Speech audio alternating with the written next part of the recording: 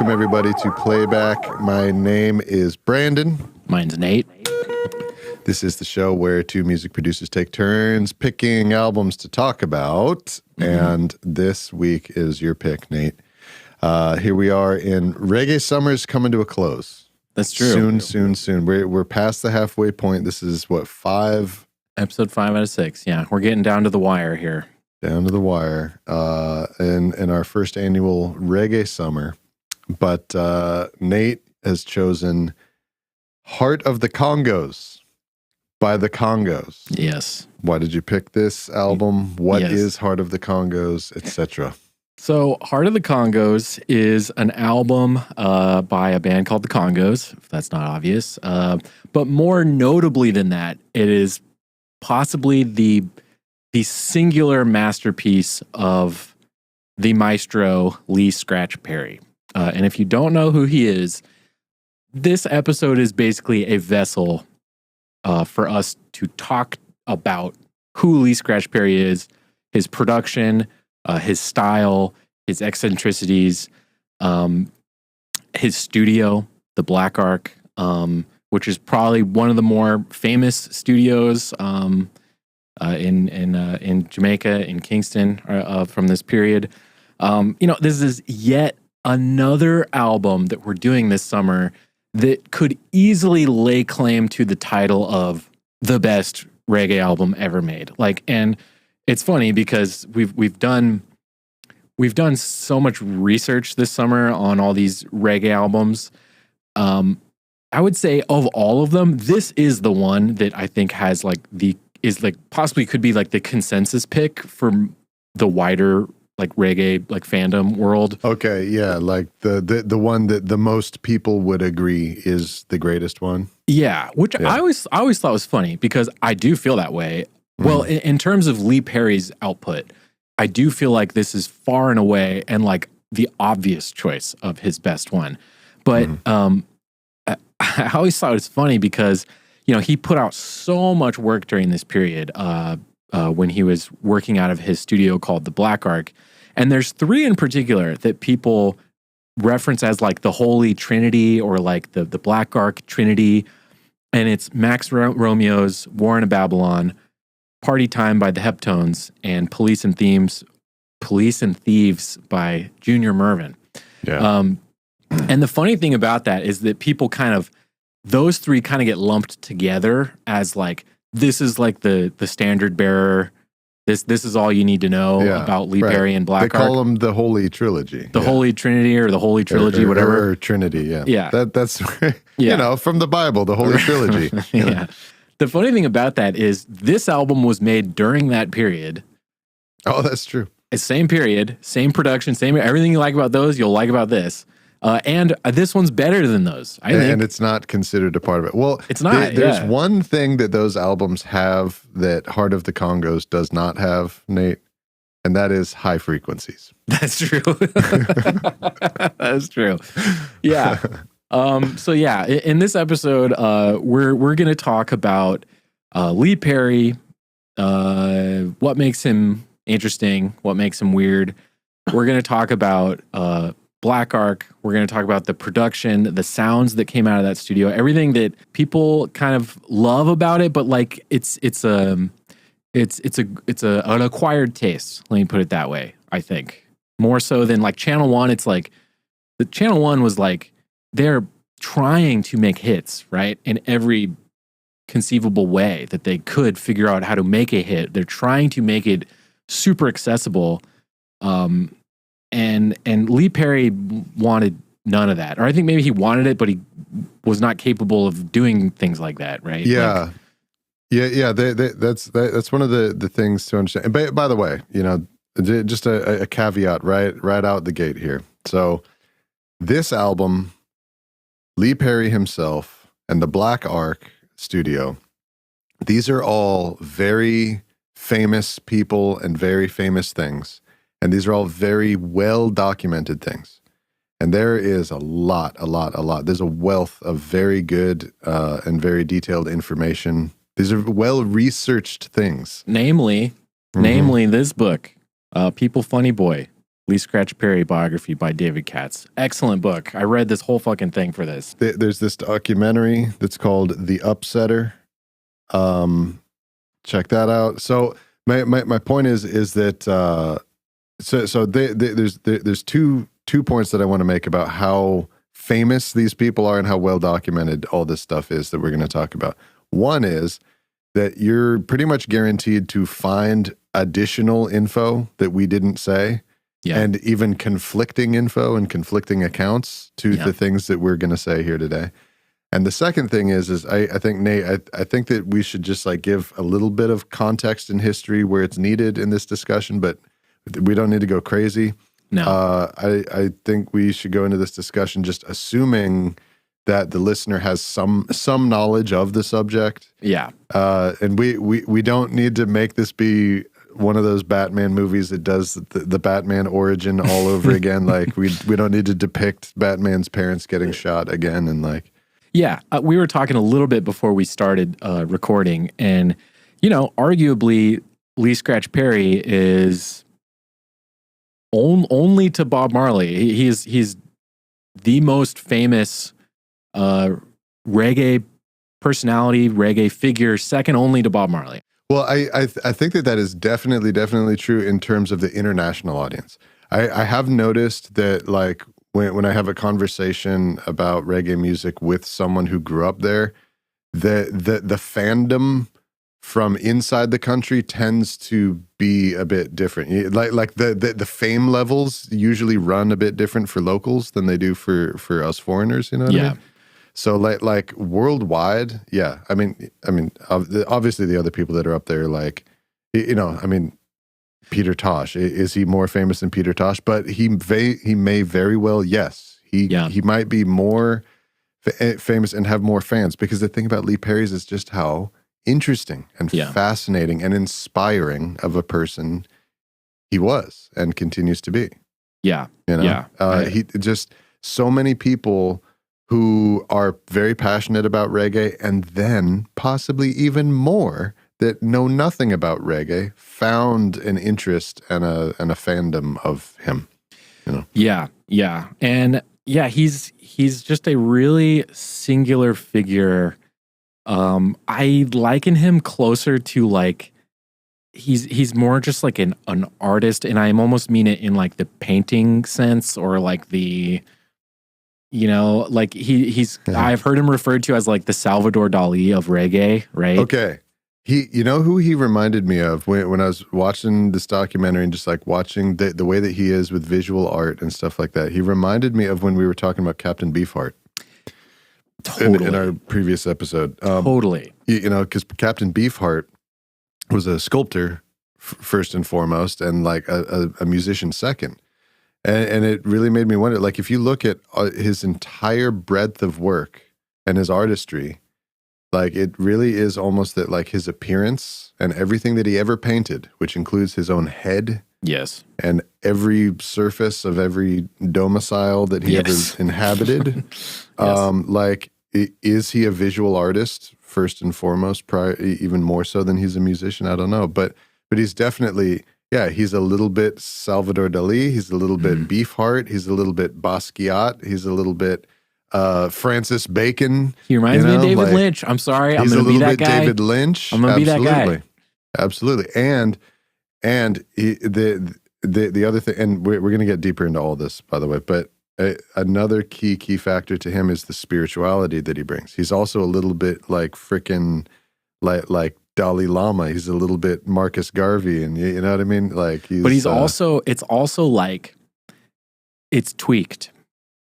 Yes. It's all spun into making a very original figure. Who belongs to be lined up amongst all those people. Not that he's like one of the people who was influenced by them. No, like Lee Perry is one of the greatest artists in human history. In the same way that reggae music put through the Lee Perry filter, it's Lee Perry's reggae. Nobody else can do it like he does it. Nobody else did do it like he did it. The same goes for like Jamaican and Rastafarian philosophy. Like, you put that through Lee Perry and it comes out how he sees it. It's not like the it's not the strict dogma of like the things we've been going over in the last few episodes. It is kind of his own brand of theology and philosophy. It's honestly it's going to be something we're not going to be able to. We'll talk about it, but it is not. It was a moving target with him, right? It's not something super set in stone like some of these other figures we've talked about, like Marcus Garvey and like, you know, Lee Scratch Perry, he had a very constantly moving, very nebulous, very fluid kind of philosophy on Rastafarianism, life, you know, everything. Like it's very all encompassing, you know, and he's contradictory. Like just like Brandon pointed out that like you're going to be able to find, you know, other sources and other people who might contradict things we say. We're gonna tell you things Lee Perry said, and I promise you can find a quote by Lee Perry where he contradicts himself, right? On many issues and many things, right? Like, and that's not to, you know, call him out or say he's shitty or anything like that. It's just that this is who the guy was. He was a very esoteric. He was a very colorful person. I'm trying to think of ways to describe him in like a nice way without calling him crazy, but like that's part of his reputation too. Is that there are a large contingent of people who believe that he like lost his mind at a certain point. And he has even said that he did, or he's also said that it was an act to convince people that he lost his mind.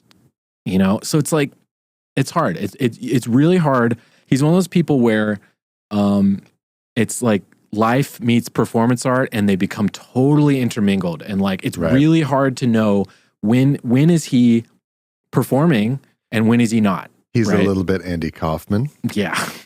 and that's what makes this whole golden era of Jamaican music so fascinating and so interesting. And what makes it a topic that garners such discussion that we are involved in, you know, like the us making this podcast episode right now is, you know, the piece of content number 9 bazillion and 3 that is made on the topic of the music made in Jamaica from the 60s to the 80s. Like, there's so much information. It's so complex. There's so many figures, and it's such like a fun sort of challenge for people who love to nerd out on things. And just like, you know, do the favorite nerd pastimes that we like to do, like rate things that don't need to be rated and compare things that don't need to be compared and try to figure out the story of who played what on what track and in what session at what day when it doesn't really matter. And speaking of who played on what, we're going to also talk about the legendary group of musicians that is on Heart of the Congos and the legendary stable of musicians that Lee Perry drew from. He called them the Upsetters, which probably is the best example of like we talked about. There are all these bands. There's the Roots Radics, there's Soul Syndicate, there's all this, and then every once in a while there's bands where that's just their name, like the Revolutionaries, right?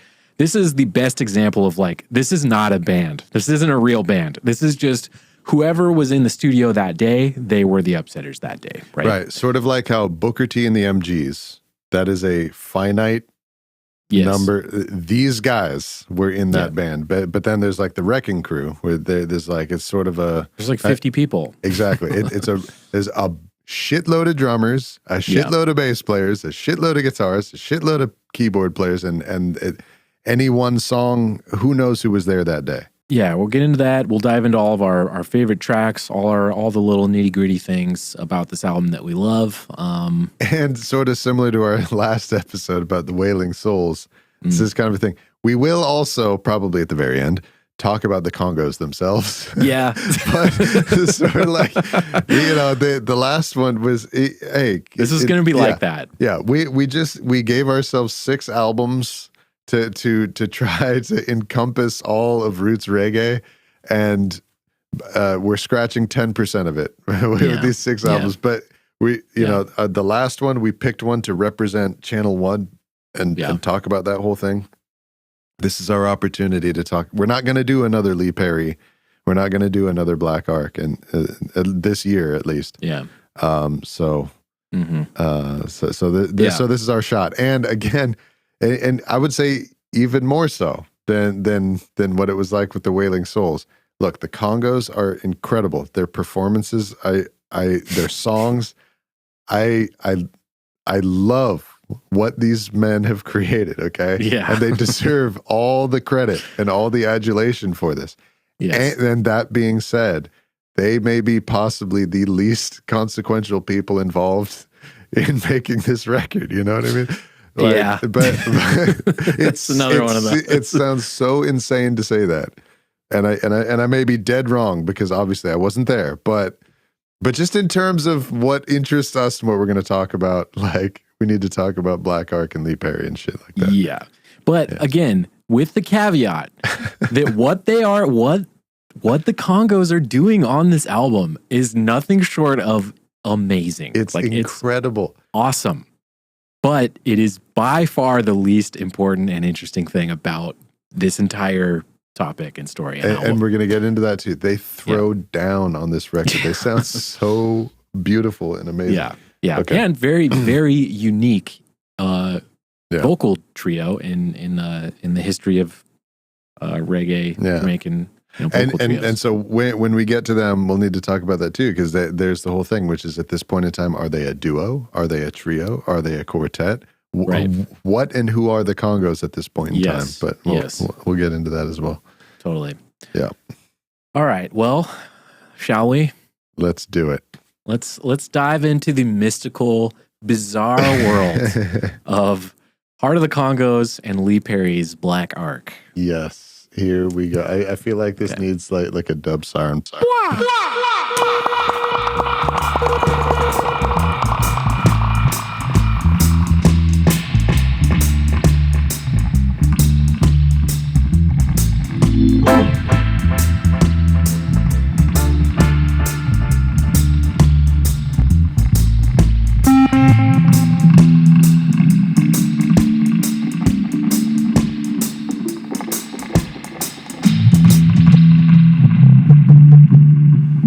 Out of Africa comes the Congo man. All right, man. So, so like we said, this whole thing was just an opportunity to talk about Lee Perry. Yeah. Right. So, one of the things that always stood out to me about Lee Perry, and something that I could sort of like, I don't know, just kind of like find like a kindred thing that I could latch my heart and mind onto, is that he's like a small town country boy guy. That's a huge part about what makes him interesting, I think. Yes. And look, he's not the only, big figure from this reggae scene to come from outside Kingston. Whenever we and everybody talk about this era of the music industry in Jamaica, like it's really more accurate to say like that this is coming from the music industry of Kingston.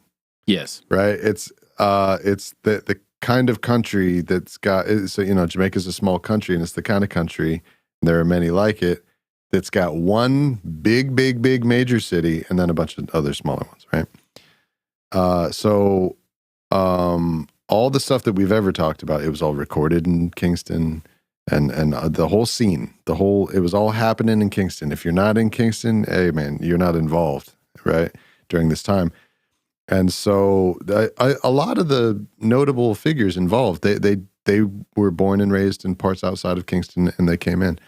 But I feel that Lee Perry sort of has like an especially, like his upbringing and the place that he came from is like even especially pastoral.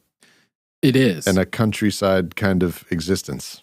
It is. And part of what makes that so interesting is that, like, okay, you think about like me and Brandon are from a small town, right? Part of the fabric of being from a small town is like the folk traditions and kind of maybe oral histories that come with your country, and in particular, how those get passed down in like a small town, right? here it's like we have cowboys and shit like that, right? It's like, and we have Annie Oakley and, whatever. Those are kind of our small town folklore, right? That like Paul Bunyan. And if you're from America or wherever you're from, you know what that is as it pertains to you and your country and your small town, wherever you're from. In Jamaica, it's different because such a large percentage of the population there are descendants of slaves, right? That is like a huge contingent of the population are people who are direct descendants of slaves, right? Yeah. So what you get is in these like kind of small town areas, like where Lee Perry came from, is you get cultural traditions that were brought over from Africa, right? Mm-hmm. So you get food, you get dancing, you get the kinds of religion and the kinds of spiritualism. Like deities and traditions and rituals and... Yeah, not stuff that was birthed out of Jamaica. It's stuff that was brought over on the slave ships with the slaves to Jamaica, right? That survives, mm-hmm. right? Because Lee Perry was born in like 36 or something. So like, I would not be surprised at all if it was like his grandparents were slaves or something like that, or if it was like his like very recent like ancestors were slaves or something like that. So he has like a very tangible connection to Africa, and I think that is like a huge part of his personality and part of what makes him super unique. In terms of these casts of characters that we're talking about, is that like he feels like really tied to like his Africanness a lot more than like a lot of other figures do or like would care about as much. You know what I mean? And look, like all that you got to do is look at the words that all these guys speak. And Lee Perry was demonstrably not the only person who talked about being African and talked about a connection to Africa. But I agree with what you're saying, is that I think that he had an uncommon, like an actual personal connection to Africa. Yeah. Like even beyond just talking about, almost to the point where he didn't need to talk about it. He lived it. He was it. You know what I mean? Like, and like either part of that or stacked on top of that is the weird esoteric eccentricities that he brings to that tradition, which is that's either a continuation of those things that were brought over, or that's just Lee Perry is a very odd person. Let me put it that way. He very often talks about how he was actually born on Jupiter. Like he's actually from Jupiter, or he's actually, he's actually this, or he's actually that, right? And it's just like, so it's like layered into like that. With a dead serious tone of voice. Yeah, I'm like trying to figure out a way to talk about it. But so on top of that, on top of like, he has these kind of shamanistic, like he comes from these kind of shamanistic, almost like voodoo-esque kind of like religious kind of traditions, right? And then on top of that, he adds like this borderline like psychedelic like view on like his place in the universe and his place in the world, and like all that like filtered through this really like schizo psychedelic kind of view of the world, right? So it just makes for like a really unique person. And something else that's really interesting about his spirituality and his countryness, as opposed to all so many other figures in this music scene who have a similar story, which is that a lot of the guys involved in this scene really had their spiritual awakening and their introduction to Rastafari and their African identity sort of as like older people, sort of like as later teenagers or when they were in their 20s, It was part of a hip, it was like part of a hip movement, like the right. 60s and 70s Rastafarian reggae movement. It was like a hip, cool thing to be a part of. I mean, they took it very seriously, but like... Absolutely, yeah. It was a popular movement. I mean, this movement began in the 30s, and, like any other movement, it needs to spend a few decades sort of underground and being kind of a really rare thing before it stands any chance of like hitting with the youth and becoming like a thing that that you could get some sort of that chicks would think that you're cool if you're into it. You know what I mean? Yeah. But for him, see, he moved from the country to Kingston when he was 25. Yeah. He kind of just like dicked around for a long time. I mean, that sounds for people who are, you know, some distance older than 25, that sounds really young. But when you put that in the context of when most people made that journey, most of them were doing that when they were a teenager. Yeah. Yeah. You know, or their parents moved them into Kingston when they were still kids. So him coming when he was 25, that's like a late bloomer kind of a thing. Yeah. And that also too is like, I believe, isn't that like one of the traits of a genius or something, of like being sort of like delayed in some of your like life events or something like. Let's hope so. Yeah, for our sake. Yes. Yeah. Maybe if you're super genius, it's supposed to happen when you're 39. Yeah. Agree. Anyway, but you know what I mean? He made this same pilgrimage at an age when most of his contemporaries had already done that. Yeah. Almost 10 years before, or younger than him. Yeah. And what I'm saying is he spent that much longer in that spiritual tradition that he came from. So he's not getting his spiritual awakening as an older man. For him, it begins when he was a friggin' child. Yeah. Young Bob Marley came to live with him before Bob Marley was Bob Marley. You know, he like a ska star, rock steady star, but not yet the Bob that we know. Yeah. You know, by some accounts, it was Lee Perry who was the one who introduced the whole spiritual side to Bob Marley's work. Yeah. Which is, what is Bob Marley's work without the spirituality? In addition to that, he's credited as essentially like not teaching Bob Marley how to sing, but like how to sing, like how to who to be when you're singing, why to sing, like phrasing stuff. Like Bob Marley had a great voice and he knew how to sing, right? But what I mean is like Lee Perry basically took Bob Marley under his wing, and because before this, Bob Marley was doing kind of a lot of stuff that was like, it was like ska and like kind of, there's like a lot of kind of like almost mento-y kind of stuff he was doing too. But he was like very influenced by like American like R&B and like pop music, right?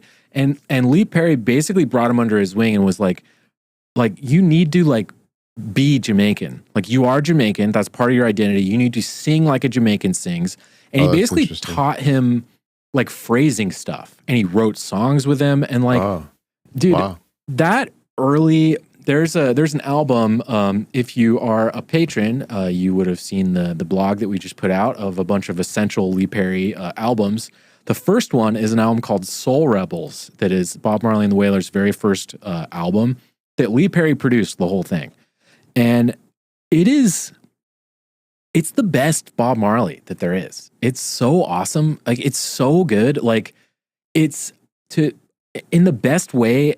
I would compare it to like it almost has the sonic quality of like a really good demo, right? But it has that like really warm, ooey gooey like tape, like demo, like very home crafted kind of feel to it. And that was all like Lee Perry working directly with the Barrett brothers and the Wailers, and like really like putting his hand on the scale of like, no, you guys are gonna be like this. Right, yeah. Somebody did the P. Diddy making the band of Bob Marley and the Wailers, and that person was Lee Perry. Yes. Yes. Yeah. Lee Perry was the P. Diddy of the story. Yes. But yeah, man, it really can't be understated. Just going back to the mystical and spiritual world that Lee Perry was in touch with. You know what I mean? He's like one of these people that can just like commune with the spirits, you know? Like shamanistic, like witch doctor-y kind of guy. like comes off as like a voodoo priest or something. Like, yeah. And you know what it really reminds me of when I see any footage of him working or delivering. But by the way, if you're not familiar with what Lee Perry looks and sounds like go to YouTube, come back. When I see the things that he did, the way that he spoke, the way that he moved, the things that he talked about, like his own explanations for, like, you know, he doesn't give like a logical, technical, and traditional explanation for his production process. no. Even though he had his hands on all of the technical aspects of everything that he's doing, his reason for everything is mystical. Yeah. It's from the spirit world.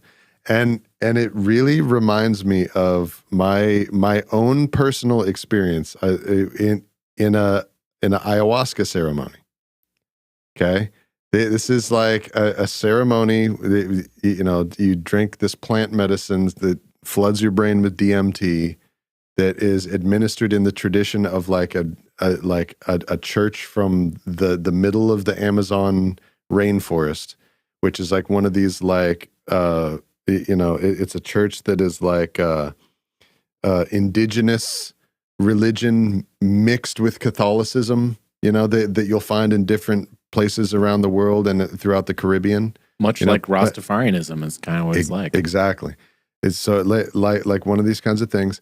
And dude, I'm gonna do my best to like say this in the most like plain normal way, but this is how it is. It's like there's two worlds, man. There's the normal world that we are always in, and our conscious state of mind is always in, and there's this other freaking, I don't even know what you call it. It's where spirits live. It's this other mystical thing. Yeah. And like I could see it, man. And I know, and I recognize it with Lee Perry, which is that this normal world where we spend all of our time, this is where things are logical. This is where things make sense. This is where A plus B needs to equal C and all that shit, right? And I really realized that those are rules that only exist to this one, to this world. Those aren't rules over there. Mm. You know? You don't have to have logic there. Yeah. I don't know what these rules are, but there's a different set of rules. Yeah. And Lee Perry was a dude who was bridging those freaking worlds, man. And he did it in his studio. He you know, the whole place is decorated with symbols and collages and painted words and phrases from the Bible, all from the Bible.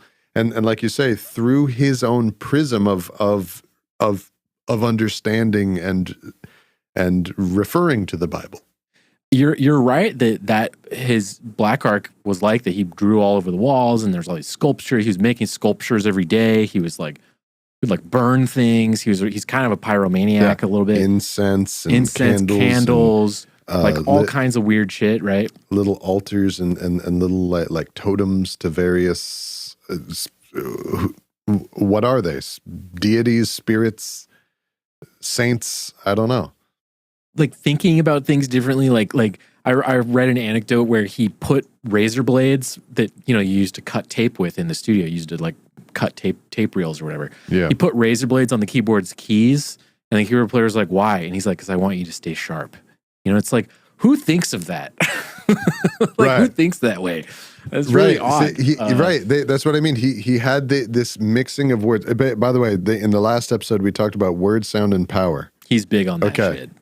He's real big on the word, sound, and power thing.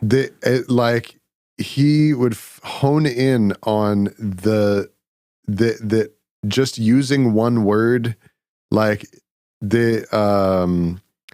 he would recognize every aspect of the meaning of that word. Like how you say, like, I need him to play more sharp, so let me put a blade there because a blade is sharp. Mm-hmm. You know, not like it's going to touch his fingers, but So it's sharp, literally sharp. But to him, that's not like a funny joke. That's not ha. No, he literally means that, right? Yeah. Like even the term the upsetter, which was his name, and the upsetters. Yes. Right? It's both in terms of that, like, if you're too big for your britches, I'm gonna upset you, turn you over, I'm gonna knock you off your pedestal, but also I will set up those who I want to support. I will uplift you. Upset, like set you on a higher shelf, upward, you know? It's and he was that way about everything. So he you know, his beginnings are as a music producer in a very traditional sense. Yeah, he was like a runner for Studio One, Cox and Dodd. Yeah, he was essentially a runner. Like he would run tapes, mics, run things all over town for artists or for Coxon. But that kind of grew into more of like kind of like an A&R role. Like he was like a talent scout. He would write lyrics. He would write songs, and he chose the name The Upsetter because he felt slighted, I think, by people in the music industry. So part of his reputation was he would do all his work for people, and then he would drop like a diss track. Yes, dude. You can track when he left a studio that he worked at and moved to the next one by where's the diss track. Yeah, that's true. The first one is a song called The Upset. It's a Rocksteady song called The Upsetter. It's a fucking amazing Great song. So that's him breaking up with Cox and Dodd at Studio One. Then People Funny Boy. Which is arguably the first reggae song, mind you. He can lay claim to releasing the first reggae song, and it was a Not Like Us of its day. Some people say it's a song called Ride You Donkey. It's one of those things, but just as many people say that it is this song, People Funny Boy. Lee Perry might have invented reggae single-handedly with his diss track, with his Not Like Us track that he dropped, going against Joe Gibbs, who we talked about a lot in the Culture episode. There's also Cow Thief Skank. Okay, yeah, I think I listened to that for this. Cow Thief Skank is also a technologically progressive and like innovative and very far ahead of its time kind of a creation, because it's made of backing tracks from multiple songs, some of which are his, one of which is not even his own song. I totally listened to this. Yeah, and this is an incredible track. This is also a diss track against 90, The Observer, yet another producer. That he, Cow Thief Skank against 90. They call him 90 because he has 9 fingers, because he lost one of his fingers. And this song, Cow Thief Skank, is teasing and making fun of 90 about the how he lost his finger. Yeah.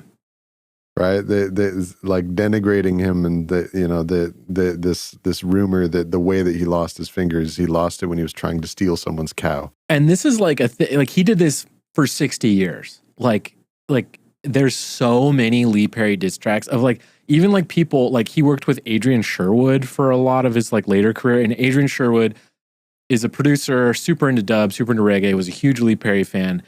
Diss track. Like Adrian Sherwood was one of the only people I think who could tolerate Lee Perry enough to do like multiple projects with him at that point. Yeah. But it was like, he would release an album with Adrian Sherwood, and then he'd go work with someone else, and he would release a diss track about Adrian Sherwood. And then he'd go back to Adrian Sherwood, then do an album with someone else and shit on Adrian Sherwood. And he would just do it over and over and over and over again. But like, it was totally one of his things. It's like, it's another one of those things that he really like front ran. It was like, he was way ahead of the game when it came to sampling. I mean, he can credibly lay claim to inventing dub too. Yes. So it's like he's basically the godfather of EDM and electronic music, hip hop, everything. Like dub really is like the common ancestor of all electronic music. Like it was the first like primarily like using electronics to manipulate music genre, right? And so, you know, we were talking a little bit about it before we started recording, but it's like, you know, again, just like with the People Funny Boy, him being able to say he invented reggae, you could say, you know, yes, there's other songs that also lay that claim. And same with dub, like Tubby was doing the same thing. This is not a clear cut, like definitive thing. You know, this is like kind of one of those like who invented gunpowder things. You know? But there's literally, in this example, there's like 3 people, and he's one of them, right? Right. As you go piece by piece through these different musical innovations, and each one is like, well, you know, it's probably between these 3 people who created this Advent, and then this other one, oh, well, it's probably one of these 3 people. As you go through those, Lee Perry is always one of those 3. Yeah. In all the cases. You know what I mean? So, yeah. So he, you know, went through his career never seeing eye to eye with anyone. And so he eventually said, all right, you know what, screw it. I'm gonna make my own studio. Yeah. And like, you know, was surprisingly like successful though, you know, like sold a lot. Like even before that point, yeah, of like to even make his own before he got to the point where he was like, fuck this, I need to like do my own thing. I have to give him credit for like, he did the legwork in the 60s of like establishing that trade route of exchange of music between the UK, the US, and Jamaica. Like he was over there playing People Funny Boy on TV with the Upsetters in 1968, right?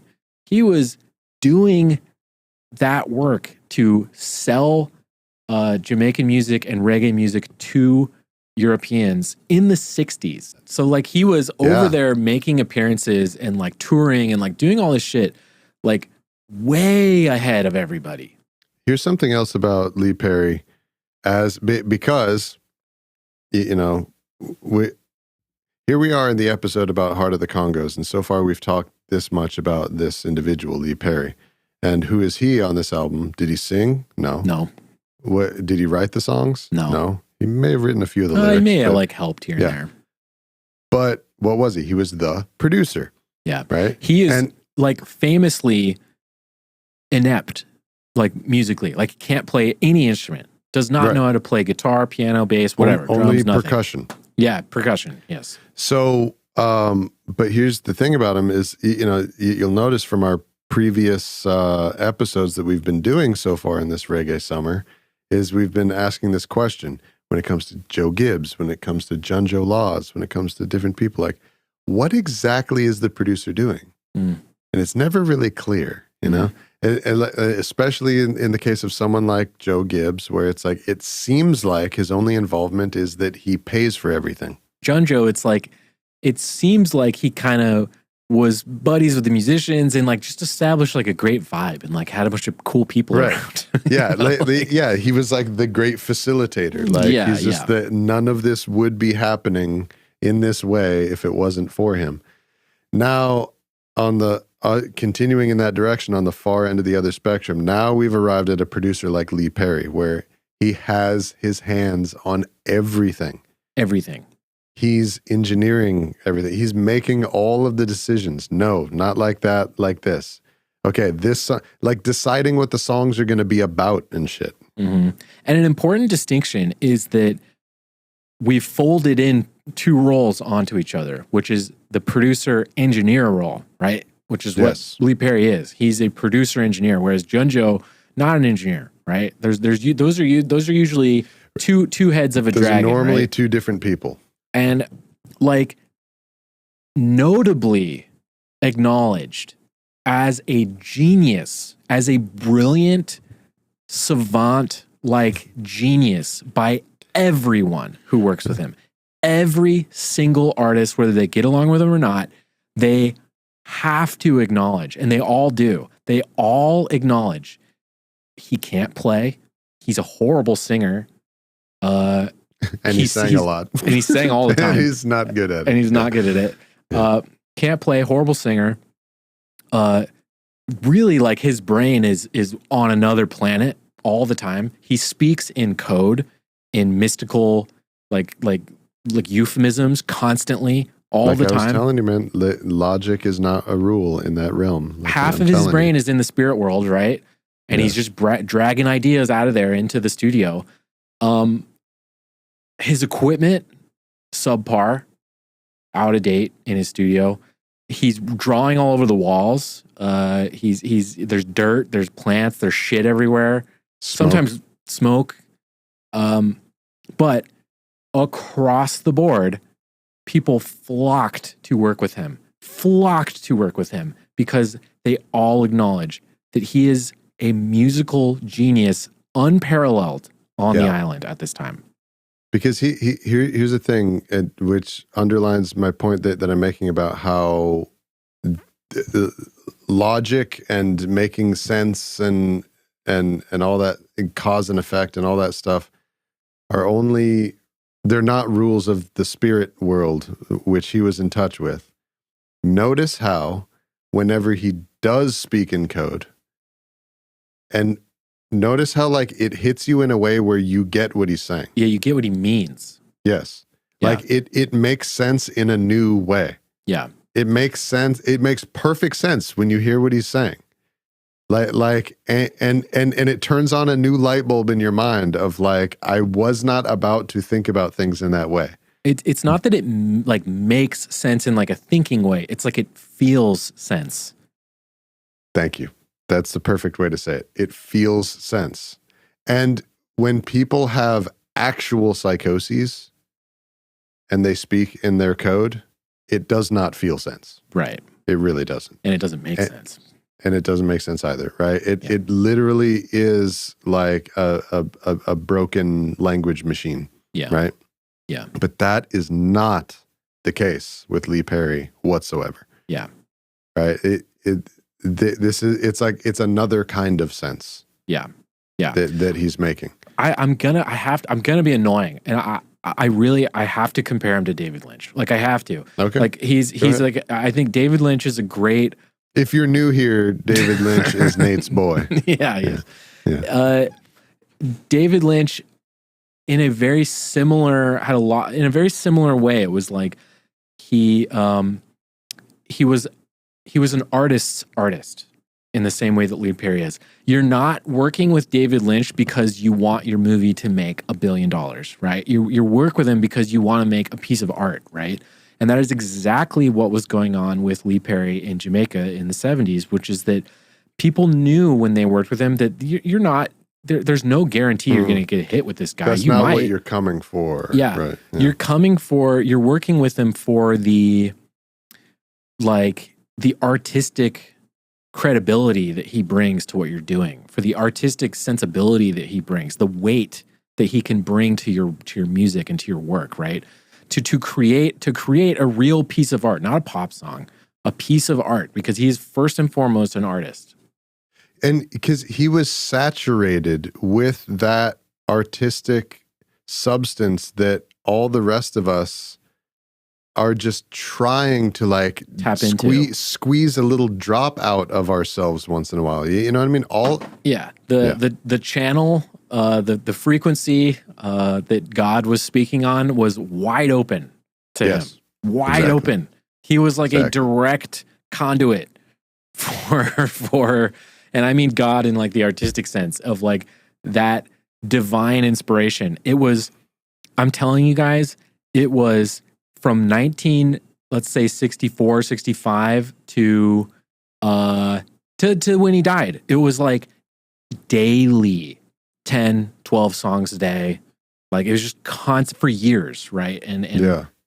Well, he had Black Ark from 73 and it burned down, or he burned it down in 79, like the beginning of 79. Right? No, it's later than that because there's footage of Black Ark in the 80s. And so they think that it was closer to like 82 or 83 even. But well, there's a lot of footage of him in the burned Black Ark. That's true.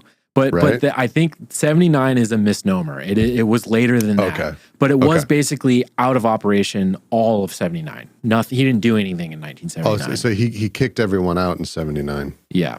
Yeah. And then it's simple. Okay. All right, we should get into Black Ark. It's borderline impossible to keep talking about Lee Perry without talking about Black Ark.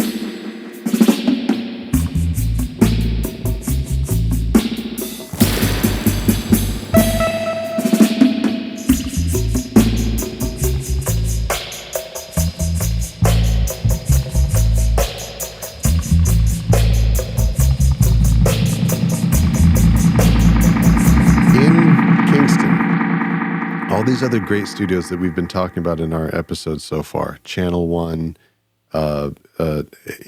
Harry J, Tough Gong, freaking Dynamic Sounds, Studio One, Treasure Isle, all these places, right? Joe Gibbs Studio. Mm-hmm. All these studios are places of business. These are upstanding establishments of mainstream society where there's like commerce and capitalism is happening in these buildings. Yeah. You know, these are people are trying to make hit records to sell them. And Black Ark started out that way in 73, 74, you know, right? But this is the interesting thing, and something that I sort of learned diving deeper into this in my research for this episode, which is I had always assumed that basically Lee Perry came out of the womb like wearing a mirror hat and painting on the walls in Black Ark and everything. But it actually was a progression over time. Over time, it became more of this temple, more looking like a shrine. Yeah. Becoming a house of spiritual worship and dedication. Yeah. More so rather than please, here's my business card. You can come record your album at my recording studio, sir. And you just said an important distinction, which I think maybe might have gotten lost in what you're saying, which is that yes, it started, the business of the Black Ark started out as like a label and an imprint, and like it was a studio where there was constantly people in and out, much like Tubby's and Channel One and all these other studios. Mm-hmm. But like Tubby's, the Black Ark was just a building in his backyard. It was in the backyard of his house, right? Mm-hmm. So he basically took a shed that was he built what was essentially a shed in his backyard, and that is the Black Ark, right? The Black Ark has that distinction, which is that it was his main place of business, but it was always his house, first and foremost. So that had been his house the entire time. Yes, yeah. And, so it's where he lives. Even before he built the studio, he lived there. He bought the house. That's where Marley lived with him, was at 5 Cardiff Crescent. Okay. So, and then at a certain point in the mid-70s, he had enough cash and he built the Black Ark in the backyard, right? I see. Okay.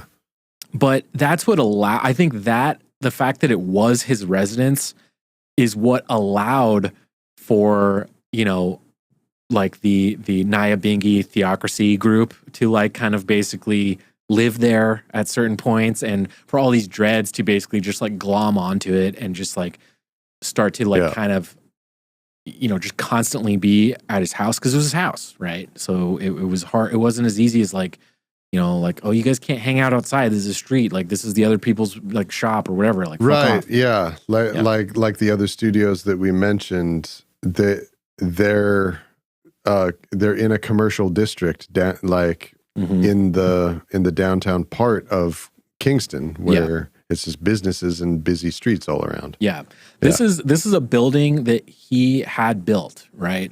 And I think we should talk a little bit about like the because if we're going to talk specifically about Black Ark now, let's talk about like some of the eccentricities of the space itself.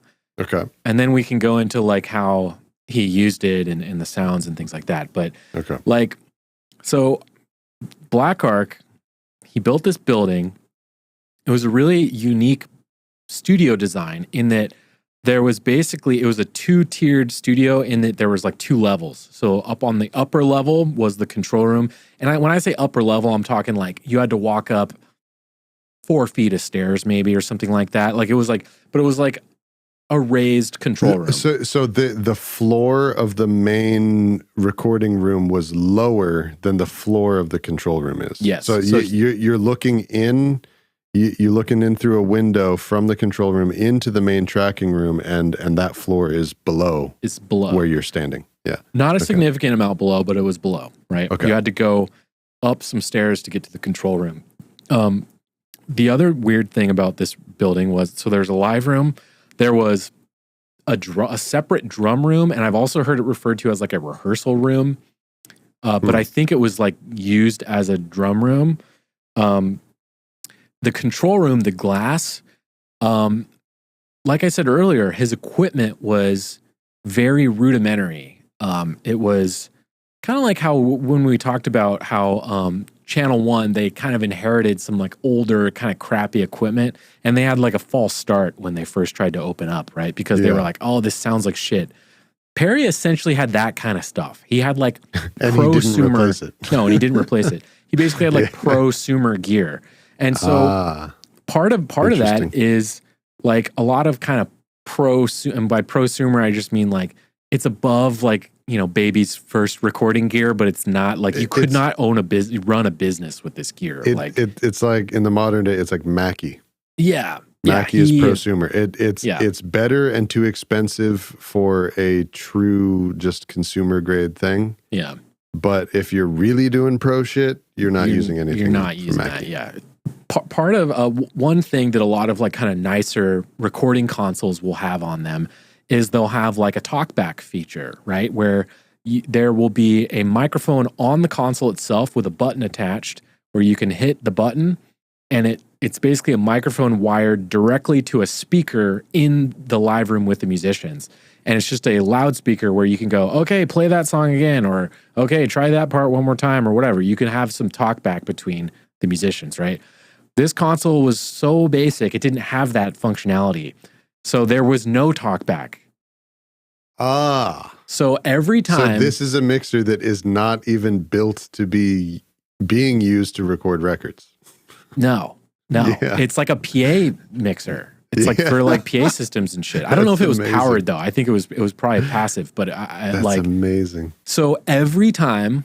Wow. Every time Perry or the musicians wanted to ask a question or change something or whatever, either they or he had to run either up or down the flight of stairs and go to a different room and like talk about it, right? I believe that there was some sort of like visual communication and sign language also going on. I'm sure. Because, okay, I on YouTube, if you're listening to this, you've probably seen this, but there's a super, super popular YouTube video of them recording the song "Play On, Mr. Music" in the Black Ark, right, in 1977. And you got all the Upsetters are in there, the Heptones, Junior Mervyn, the Congos are in there, but Meditations are there. Yeah. So you can see Boris Gardiner, the bass player. He's watching Lee Perry's like clapping. He stops them playing. He's like, no, do it again. And he starts clapping before they're playing. Yeah. And I remember when I used to watch that video back in the day, I used to think like he's just in the groove and he's just vibing and having fun, which is why he's clapping. But I realized, no, he's not happy with the tempo. And he's trying to show them play at this tempo. And you can see Boris Gardiner, his eyes are watching him and he's going 1, 2. He's counting for Lee in the room. Yeah. Which I'm now learning, as you're saying, because there's no talkback. There's no talkback. There's no way to communicate. And I used to think, oh, that means that Boris was like the band leader, like he's in charge. Like it's up to Boris to determine the tempo. It was Lee. Lee Perry was determining the tempo, and Boris was just relaying his message. Yeah. That's amazing. And it doesn't help that that Lee, there was a window at least so that you can make eye contact with everybody. But it doesn't help that he covered the window in like pictures of like clients and Bob Marley and like Holly Selassie and like all these other people. Not entirely, but like a lot of the time it was just like almost completely obscured. So like there's like minimal ways to like actually facilitate like back and forth between producer and artist, right? So weird. Wow. One of the other weird things about the studio was and this, I think this was a later feature, a later addition, but there was like also a small vocal booth, right? And the way, at least this is how it was described when it was rebuilt at a certain point. But it was used in this way. And this just to paint a picture of what Black Ark was like, okay? The vocal booth had a hole dug out in the center of the floor, okay? And that went down to the earth under the studio, right? So there was a hole in the earth. This is highly unorthodox, by the way. A hole in the earth that had a body of water under it. Okay. What are you talking about? A body of water under it. And then the vocal booth. So the reason for a vocal booth is so that you can isolate the vocalist from the rest of the band and the rest of the sounds and the rest of the music's going on, right? His vocal booth, it was isolated. It was like those kind of gobo materials like we talked about with Channel 1, right? Those like kind of baffle type materials. It was like that about halfway up to about waist high. Then it was glass. And then the last probably foot around the entire booth was actually chicken wire. Up at the top. Up at the very top was actually up near your head was chicken wire, right? There was no glass, no like isolating material. Oh, so it's just it was open air to the rest of the room? Yeah, there's chicken wire. So all the sound can come in. So all the sound comes in, and if you're playing bass, it's rattling the chicken wire, right? So it's like this chicken like rattling wire sound, right? And it's because Lee Perry thought that sounded cool. So he was like, fuck it, we're leaving the chicken wire up. And the water was that he wanted to try and capture the essence he wanted of the water. Spirit of the water to be connected. Right. Yeah. So this is so interesting. So things like this, nothing even close to that. Not even just having pictures like in the window. Not even that happened at any of the other studios in Jamaica. And why? Because different people would be working there. This is a place of business that is owned by someone and then rented and operated by different people who pass through for various sessions, right? Like a normal studio. Black Ark is possibly the only one. I'm racking my brain right now. I'm trying to think of another example. I can't think of another example. Is the only studio in the scene that is owned, operated, and exclusively used by one person. So who is the reason to not do something that you want to do to it? Right. No one else is going to use it but me. Right? It over time it becomes hyper customized. Yeah. In a way that a normal recording studio doesn't end up being. The only other one in the scene you could argue is like Black Ark is actually Tubby's, because it was the same deal. It was a studio in his backyard and it was his, right? He just built it in his bedroom. But how many different engineers mixed there? That's true. You're totally right about that. You're totally right about that. Scientist mixed there, Jammy mixed there, Crucial Bunny mixed there, a bunch of other people. Anybody could. You could go. You could book a day. You could book time there. You could rent it because just like the others, even though Tubby's was at his mom's house, still it's a place of business that is rentable, right? Who else mixed and tracked and operated and engineered at Black Ark other than Lee Perry? If you're going to work at Black Ark, it's because you want to take your project to Lee Perry. He's part of the deal of what you're renting. Exactly. He is. Yeah. Yeah. Part of what you get with renting that is, like Brandon said, he went out of his way to paint, plaster, sculpt every single square inch of the studio, right? Yeah. He was like a habitual like wall writer. And this is not unique to Black Ark. This continued throughout his entire life. Whenever he'd stay at hotels, he would take a pen, he would take a Sharpie or whatever he had, and he would just write on all the walls everywhere he went. It was like other studios. He would go to other people's studios. He would just start writing on the walls, right? He would just start drawing and writing on the walls, right? And people would have to pay. I wish I had something that he wrote on my wall. I know, badly. Me too. I had that same thought when I realized that. And the thing is like, if you were to walk into Black Ark, you would think this is insane. Like this is it's chaotic, right? But right, it evokes the feeling, the impression of insanity. It does in us. Yeah. Yes, but he actually had a rhyme and a reason for like everything that was in there. Like that's right. Everything that was in there. One of the reasons he claims to have burned it down himself is that one of his kids had like a helium like rubber ball that he kept on the console, and one day he walked in and someone had moved it or taken it, and he was like, that's it, vibes are fucked. Like, burn it down. Like, I hate it. I hate that people are in my space. This is my space. This is an extension. Who touched my ball? Where is it? I think it was like gone. And like, we'll get into the burning down more later. But yeah. So there was the weird, architecture of the studio. There's the writing all over the walls. Yeah. There's the chicken coop vocal booth with a hole in the wall, in the floor with water in it. Right. There's no way to communicate. And then on top of that, it's like, okay, so you get that far anyway, and you're making music with this guy. Now what? Right? He was so bizarre in a recording, production, engineering sense. He would smoke weed, and he would blow the weed smoke on the tapes to try to impart, like on the tape heads of the machine, to try to impart like a mystical energy to it, because he believed, ganja and weed was like a holy thing, like a sacramental substance, right? He would paint the equipment. He would paint the console. He would let paint spill into the console, right? He had candles.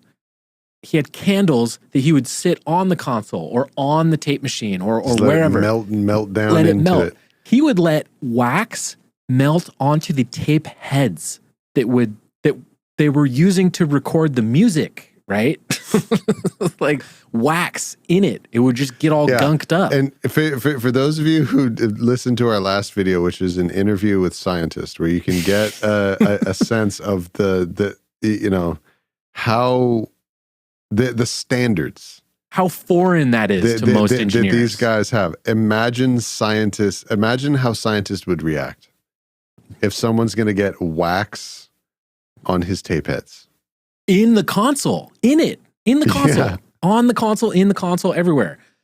Like over at Tubby's, that's like, well, we got to throw away this console now. Yeah. Channel 1 for sure. Yeah. Yeah. And all the other ones. Yeah. All of them. Yeah. I mean, he had plants growing all over the studio. There were holes in the ceiling. Okay. There was rain. Rainwater would just drip into the live room while people were playing. Okay. Right? Find me the history of music. Find me another recording studio where the rooms where musicians are tracking is not even a closed space. Yeah. It's technically a semi-outdoor space. Yeah. I'm sorry to just like list things, right? I hate doing that. Do it. I'm learning a lot. I have never heard of like most of what you're saying right now. I hope this doesn't come off boring, but like I don't know another way. I don't know another way to illustrate to the listener what this place was like, other than to just tell you what was going on there, right? Chris Blackwell gifted him an 8-track machine because he only used his TIAC 4-track machine, right? And it's not only is it a 4-track machine, it's a TIAC, which is a piece of shit. They're still a piece of shit. They were a piece of shit then. They're a piece of shit now. There's no like they're cool in like that vintage like kind of vibey way, but like it was a piece of shit. It wasn't good. It's not a good tape machine. This was the mid 70s. It wasn't a throwback at the time. It was just a piece of shit, and there are better ones. Yeah. So you know what he did with that 8-track machine that Chris Blackwell gave him? What? So part of the property, there was a septic tank in the property, right? On the property. He called it the toilet pit, which I'll never forget. I'm noticing a pattern of things being semi-open here. Yeah. So there was ready access to the toilet pit okay, which was just full of shit. And at a certain point, he just like never used this 8-track tape machine. And I think this, to be fair, I think this was post burning down the Ark. He had this machine, and to make sure that nobody looted his gear or like kept any of his stuff, he took that pristine 8-track that he never used and he threw it in the toilet pit. He just threw it in there along with a bunch of other gear. Just so that no one else could get it and use it. Yeah. Another one of my favorite things that he used to do there, he used to, in order to get a very specific kind of percussion sound, there was like a palm tree out in the yard, and he used to just run a microphone out to the palm tree, and he would dig a hole and he buried the microphone, and then he would just have someone thump. I'm guessing this is what he did. He would have someone thump on the earth on top of it for like a bass drum sound or like a percussion sound. Yeah, I was curious about that because I did hear that story. So here's my theory. Maybe he was blasting it loud. I don't know. Left the door open or something. This is not based in any kind of proof at all. This is just just run with me here. What about this? So there are the accounts of that. Okay. One of the other things that Lee Perry also pioneered was a click track. Pick, pick, pick, pick, pick. The tempo being kept. It's a metronome that is being kept by a computer, and all the musicians play along, and everyone plays in time relatively perfectly, right? Yeah. But he would do a thing which is where he knows what songs he's recording the next day, so he'll get a piece of tape, and Lee Perry only played percussion. That was the only instrument that he played. So he would get like a hi-hat or some other percussion instrument, and he would just play the feel of what this song should be. And then play the recording of Lee Perry playing the hi-hat to the drummer so that he can perform alongside it. So to get back to your buried microphone for the kick drum, my theory is that story comes from that is one of the ways that he did it. That he would go and bury a microphone and he would record himself, dum, dum, dum, dum. Here's the tempo right here. Yeah. And then play that sound of the buried microphone to the guys, and they would perform along to it rather than that someone is playing the ground along with the music.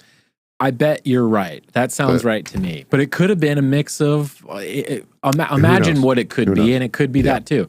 Because one of the other things, speaking of the hi-hat trick that you're talking about, he talked about recording the hi-hat groove onto a cassette tape player. Yes. Right?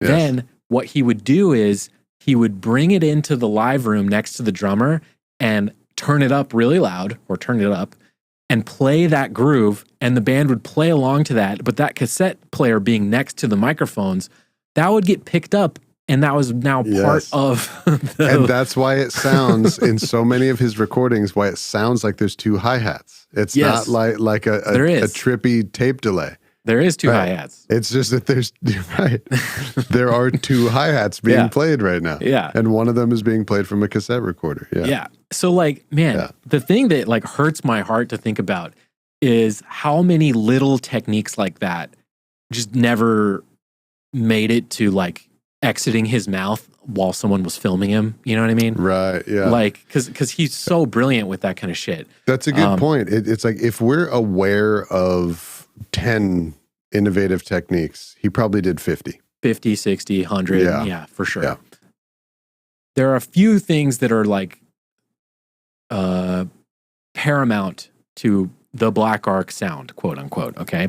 Mm-hmm. The most important, the process of tape bouncing. Okay.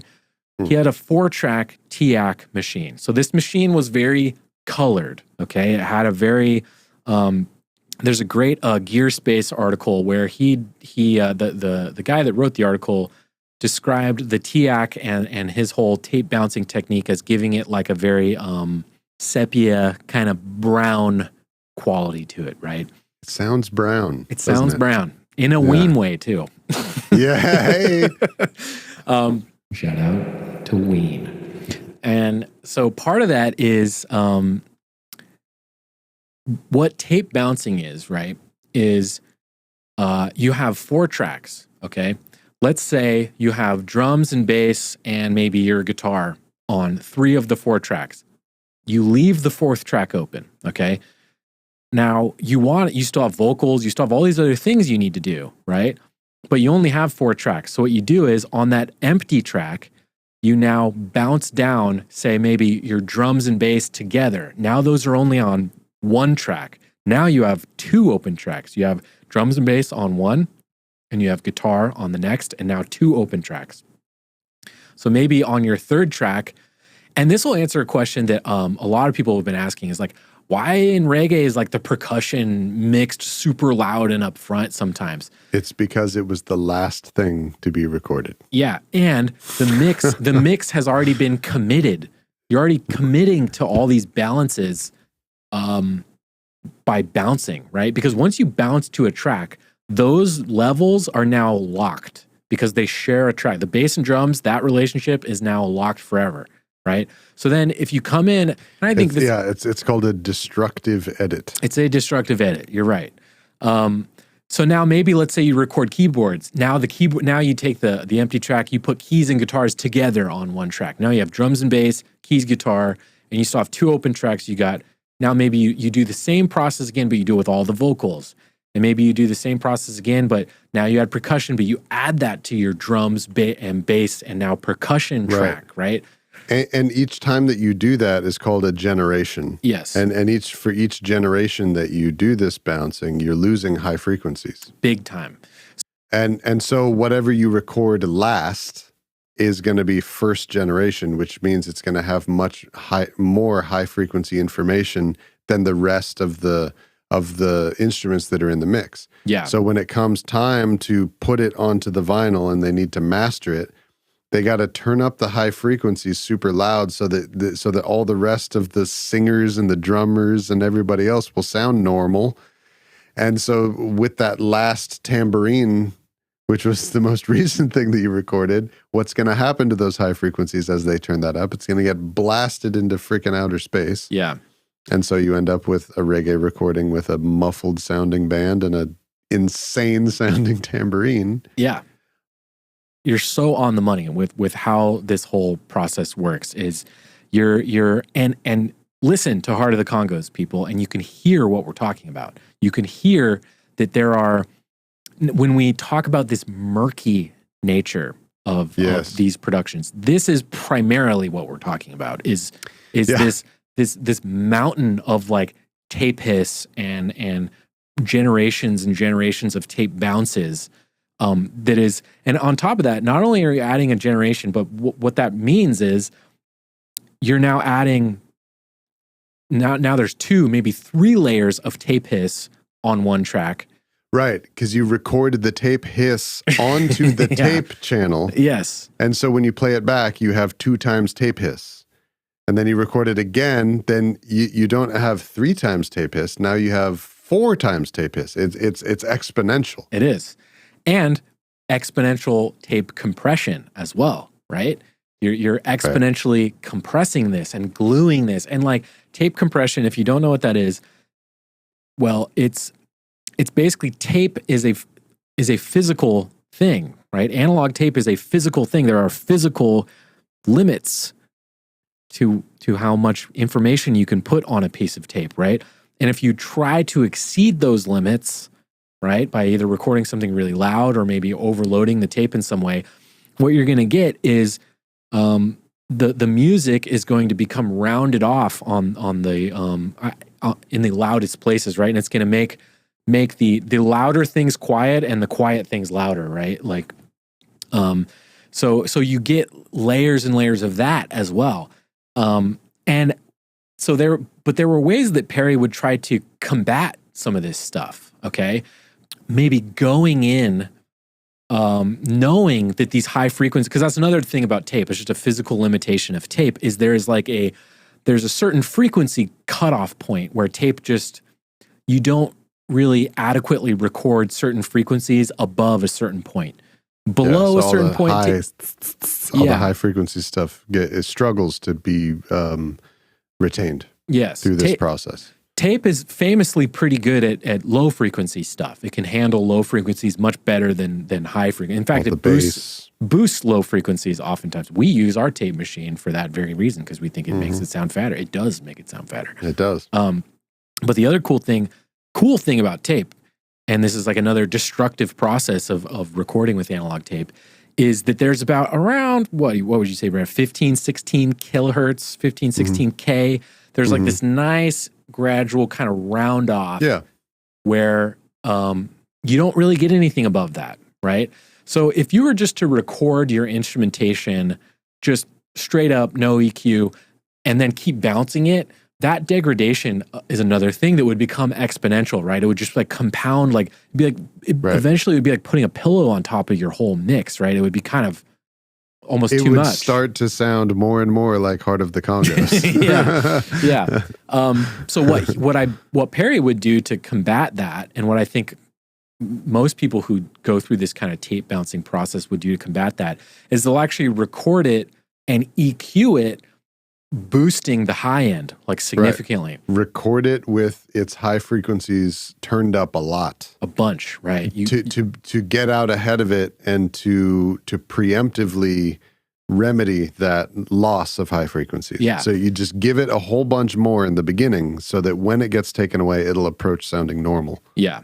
And then even at the end, you can then boost the high frequencies at the end to try to maybe give it a little push that way, right? But that's like a very common technique. You boost going in, you inevitably lose it, and then you boost going out, right?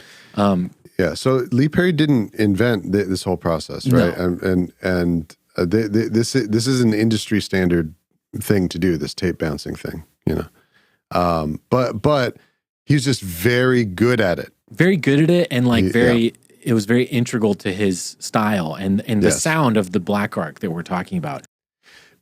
Because, like you point out, this is normally something that is like having a recording with that many generations and with that much tape fidelity loss in it. That is something that is normally associated with professional recordings from an earlier era, from, you know, the 60s and the 50s and like that. Why? Because that was the state of the art for the technology, the recording technology at the time. And like how you're pointing out, the reason why this sounds different from other records of the time is because all these other studios had gear where you didn't have to do this as much. You don't have to do it anymore.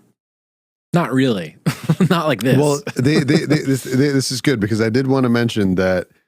So after we did our last episode with Wailing Soul, talking about Wailing Souls, after that is when we talked to Scientist. He pointed out to us how much information we had wrong in when we were talking about Firehouse Rock, Wailing Souls. Yes.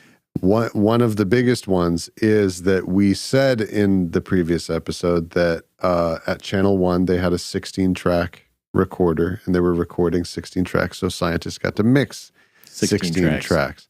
And that is not true. Not true. They, and this is just another testament to how freaking good the engineers and the gear at Channel 1 was. They recorded all that stuff. What they had was a 16-channel mixer. So they had 16 inputs, 16 microphones, but all that had to record down to 4 tracks. Yes. Now, in the case of Channel 1, they never had to bounce the things down because they had enough channels on their mixer to be able to record all this. And they were only recording just the band. They were only recording one live pass and then send it off over to Tubby's place. And that is where they recorded the vocals, right? That's where the Wailing Souls, they sang it, not at Channel 1, but at Tubby's. And so it just all got recorded down to 4 tracks. So all the drums got recorded into track 1 or whatever, however they worked it out. Yeah. But so Scientist was mixing with 4 tracks. Honestly, makes it even more impressive to me. Exactly. Even more impressive. And all of those dubs that came out of King Tubby's studio that 4. dubbed by a scientist and all the others. 4 tracks, That's 4 it. channels they're working with. Yeah. And I think there's something to that. I think that's like these guys were all afforded the ability and the technology by the mid 70s, late 70s, early 80s to do more than that. But I think that, like, especially in the case of Lee Perry, it's like this was integral to his sound and his workflow. He didn't want all the extra tape. He liked the workflow. And like to the point where this tape bouncing thing, like listen to this album. It is so layered. There's so much going on, right? He had the Soundcraft board that he had. It was 16 into 4. It was the same thing. It's the same thing. Same amount of inputs going to the same amount of outputs. So he had a similar setup as Channel 1, just with not as nice of a board. But he used it so differently. Yes. And what I was going to say is, like, this tape bouncing thing, he would do it up to 20 times in a mix. He would get 20. Nobody does that. No one would even consider doing that, especially because, like you said, it's all destructive. When you're on like version 20, version 18 of a Lee Perry mix in 1975, there is no going back. You're fucked. Yeah. Destructive. It's over. Destructive means that you can't do Control Z. You can't undo what you've done. Like once you commit, okay. You recorded over it. You recorded over it. It's too late to go back. If you want to start over, you have to start recording the song from the beginning again. Yeah. Crazy, like brave way to work. It takes cojones to record that way, man. What's the rest of your list of the things that contribute to the Black Ark sound? So the next important thing to understand about Lee Perry's sound is his use of effects. And being a huge fan and nerd of Lee Perry, I went out and I made sure I bought similar types of effects that he would have had at Black Ark because I love that sound so much. So I'll go kind of in order of like importance from the bottom to the top, maybe. So one very common thing you'll see in any reggae recording studio is a spring reverb. This is what it sounds like. This is a spring reverb, right? So you'll hear that all over. The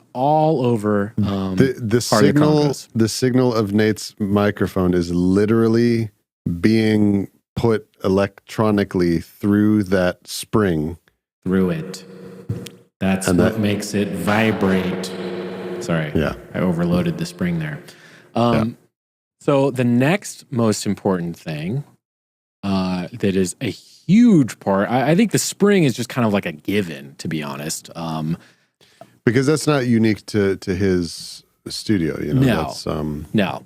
The next most important thing, I think, is arguably his delay unit, which was a Roland Space Echo RE200, or it was RE201 is the unit that he had.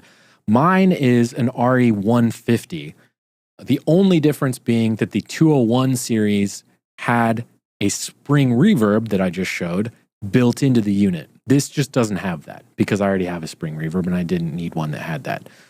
So these are a little less expensive, a little less sought after. They're not like the full thing, but the tape echo component of this is the same. It's the same thing that he would have had. It's the exact same thing that he would have had. And that's what this is. I'm Lee Perry now. That's what he sounds like. So the way that is happening, so inside that box, there is a tape loop. There's a loop of tape that's going around in a circle, and it has multiple heads on it. One of which records the sound of Nate's voice onto that loop, which is going around in circles. Yes. And then later on, and then over a couple inches to one side is another tape head. And then over a couple inches is another tape head. And then over a couple inches is another tape head. Mm-hmm. And all that echo is just the sound of the distance the time that it takes for his voice to move along the circuit along the track, just down to those different tape heads. Yeah. And it makes the sound of an echo. And there's all kinds of variables. You can set it to like repeat once. Think about it. It's more than once. So there's rate. So the rate gets tighter. Yeah. And so how you make the time between the echoes smaller is the tape spins faster. Yes. And so it covers that distance faster. Yes. And making the space between the echoes longer, the tape just starts to spin slower. So it takes longer to get to the next tape head. You can even hear, watch what I do. You can hear the tape physically slow down when I do this next thing. So here it is really fast, and then it's slowing down. That's the rate of the tape loop slowing down. And then that's speeding the sound, up. Man. Speeding up, slowing down. You can hear like the latency of it. Like it's physically, it's a mechanical device physically trying to catch up with how quickly I'm moving the knob. Yeah, so there's a couple different like kind of settings on it that are just different kinds of repeats. This is my favorite one, this third one. It's kind of rhythmic. Yeah, because it has different settings. So like I said, there's 3 differently spaced heads to pick up echoes. And so it has a little knob on there where you can pick where it's only using certain ones. So like if you take like, okay, the first one and then the third one, but we're not going to listen to what the second head is picking up, then it gives you like this rhythmic gallop as it skips the second one. And you can pick different combinations of them. Yeah. Then, okay, I would say arguably the most important effect that he had as part of his arsenal of dub effects is the Mutron biphase, okay? And that is the sound of the Black Ark right here. Brandon's correct. This is the sound when people think of not only the Black Ark, but of Lee Perry. They think of this unit right here. And I'm sure you're looking at this, and if you're familiar with what they look like, this is not at all what the original Mutron biphase phases looked like. They were actually much cooler looking than this one. But this is an actual complete one-to-one analog reproduction of the original 70s units. It's just a special one-off reissue. I think they only made 1,000 of these units, but they just made them in this much smaller footprint. But this is the exact unit that he would have had in the 70s. This is a unit that I'm going to be stealing from Nate soon. Yeah, this is a unit we use all the time. So to demonstrate this one, it'll be easier to show you by playing a track, actually. So I'm going to play back some music now. And so the thing that makes this cool is a biphase, bi being 2, right? So it's actually it's a stereo phaser.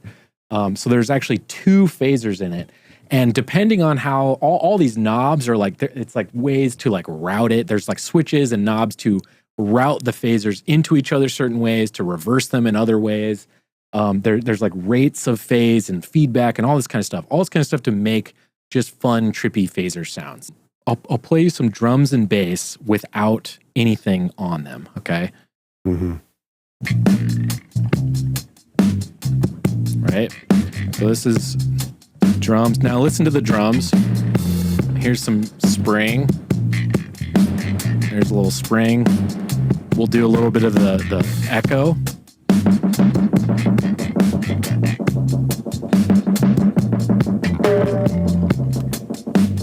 Okay, now let's take the drums out, and what I'm going to do is I'm going to send them to our phaser, right? So now when the drums come back in, you're going to hear them going through the Mutron biphase. And a little bit of reverb too.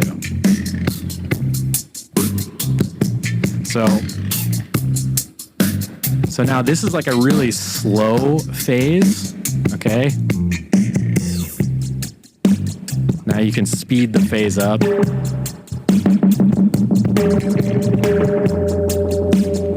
So another thing I'm doing is to kind of recreate that tape bounce down kind of thing. I'm actually cutting all the high end off the drums, and then I'm boosting it super high on the phaser channel, right? So you can kind of hear a little bit more high end with the drums when they're just by themselves.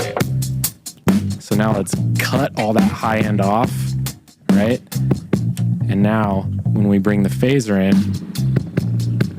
let's put the EQ in and we'll boost it on this end.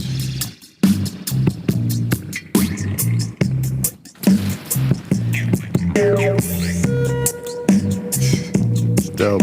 Yeah. Are you able to put the phaser on the skank? Put the skank through the biphase?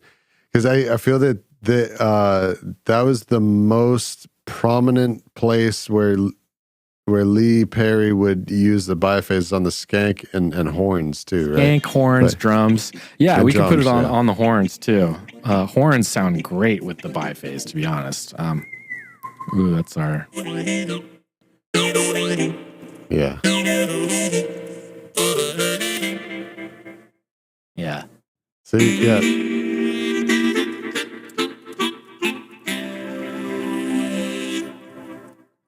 Yeah.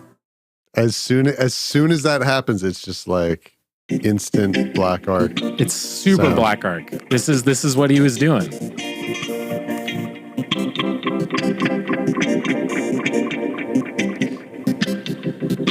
By the way, that biphase is, even amongst phasers, is a very specific phaser sound, which makes that Black Ark sound even more distinct, right? Like for example, one of the most famous phasers is one like this. If you're watching on the YouTube or on the video, you can see it. It's this big orange one, an MXR phaser. Which is another phaser he had at Black Ark, actually. Yeah. He had this one as well.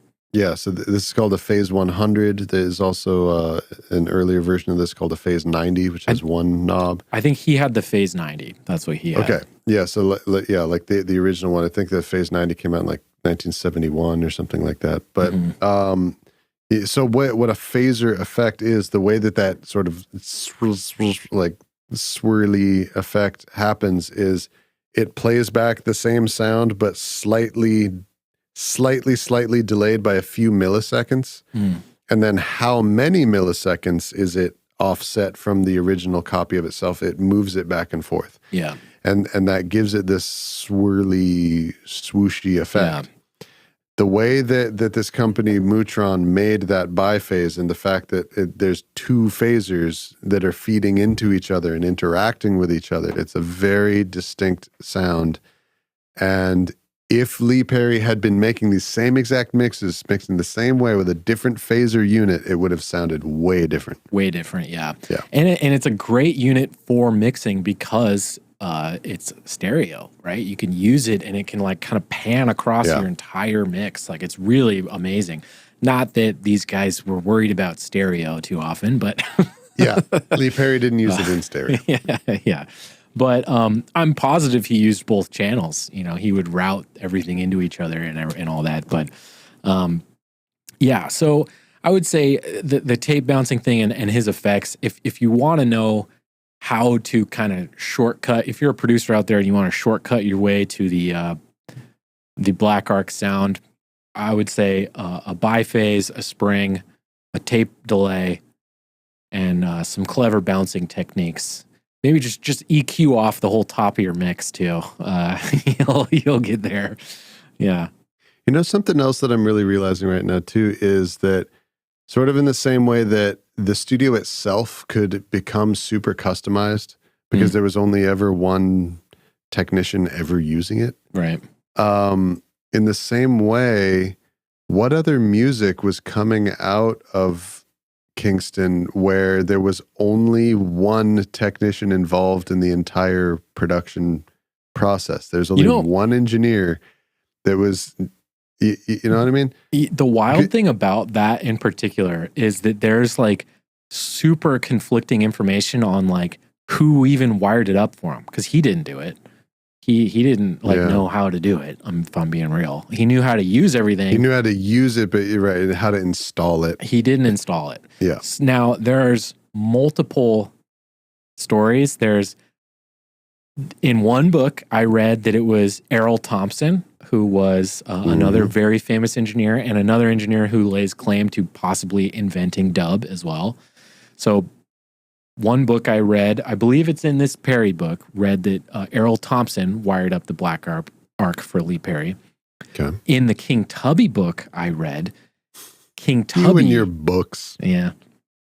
King Tubby, supposedly, there are other people who claim King Tubby wired up Black Ark for Lee Perry because they were friends at the time. Yeah, well, in my book, I wired it up for him. Well, okay? Guess what? Lee Perry says he wired it up.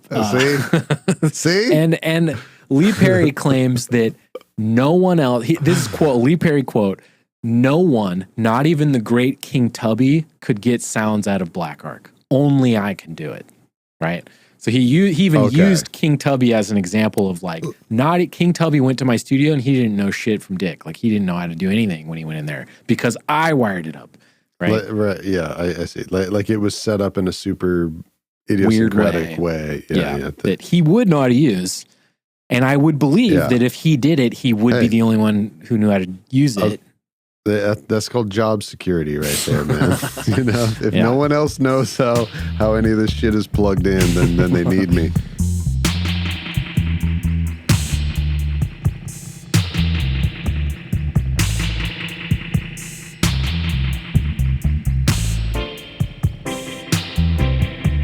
The story of the Black Ark culminates in, for sure, it burning down. Almost certainly that Lee Perry himself burned it down. Yeah. But in addressing why, how did it get to that point?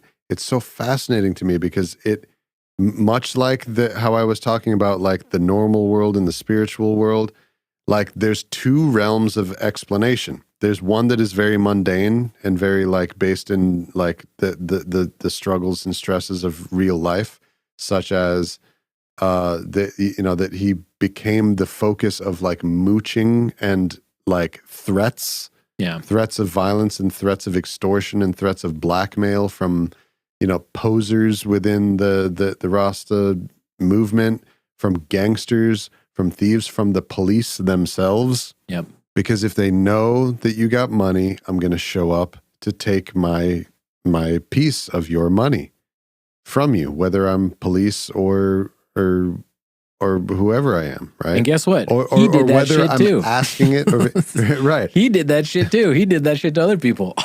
and the relationship with his wife breaking down, right? Who also was like a major figure in the management of his business and his studio. She left him for one of his stable of like session musicians. He was like a guitarist in the Meditations, I think, or something like that. There you go. She left him for him.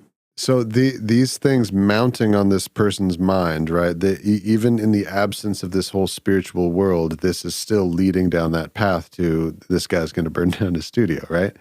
Then, on the other hand, there's also the other domain of explanation for what led to this, which is a completely spiritual explanation that led to this, right? Which is the explanation he would give. Exactly. So there's like... So fire, so in our culture where we come from, fire is a thing of destruction. Fire is bad news. Fire is death. Fire is something ending, right? But in Lee Perry's, theology, fire doesn't represent death and destruction. Within the pantheon of Rastafari and also the Yoruba traditions from his childhood, from his mom, fire is something that is cleansing. Yeah, fire cleans things. It doesn't destroy things. Sort of like how the whole Phoenix thing. It's like a rebirth. It's not an end. So he. Basically, all of these specific money troubles and people troubles and things were coming out not because of their own cause, but because of spiritual causes. Yeah, the vibes were fucked, essentially. Right. He said that the studio became corrupted with the children of the devil because of spiritual mistakes that he had made. Yeah.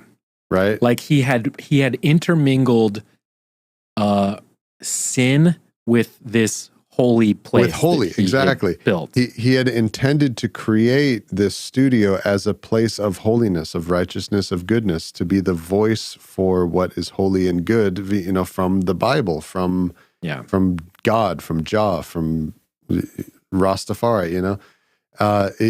It's called the Black Ark because his original conception of it was that it was like a culmination of the Ark of the Covenant. Right. You know?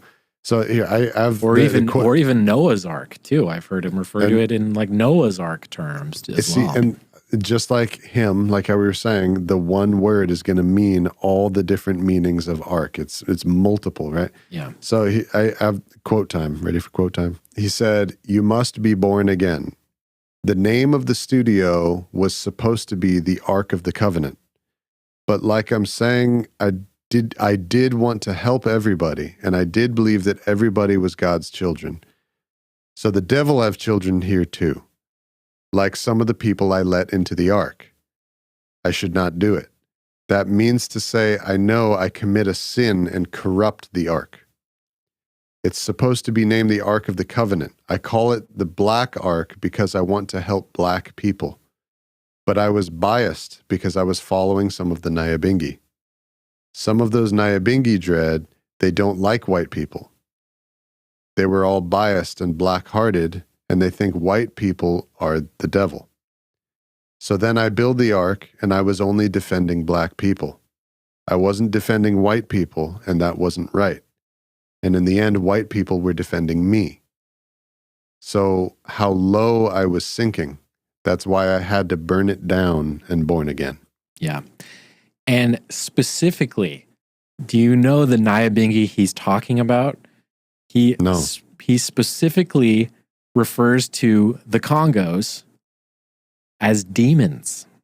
Yes. He says they are the demons that he mistakenly let into the ark. So this is another thing that goes back to how there's the mundane explanation and the spiritual explanation. Because on the mundane side, there's the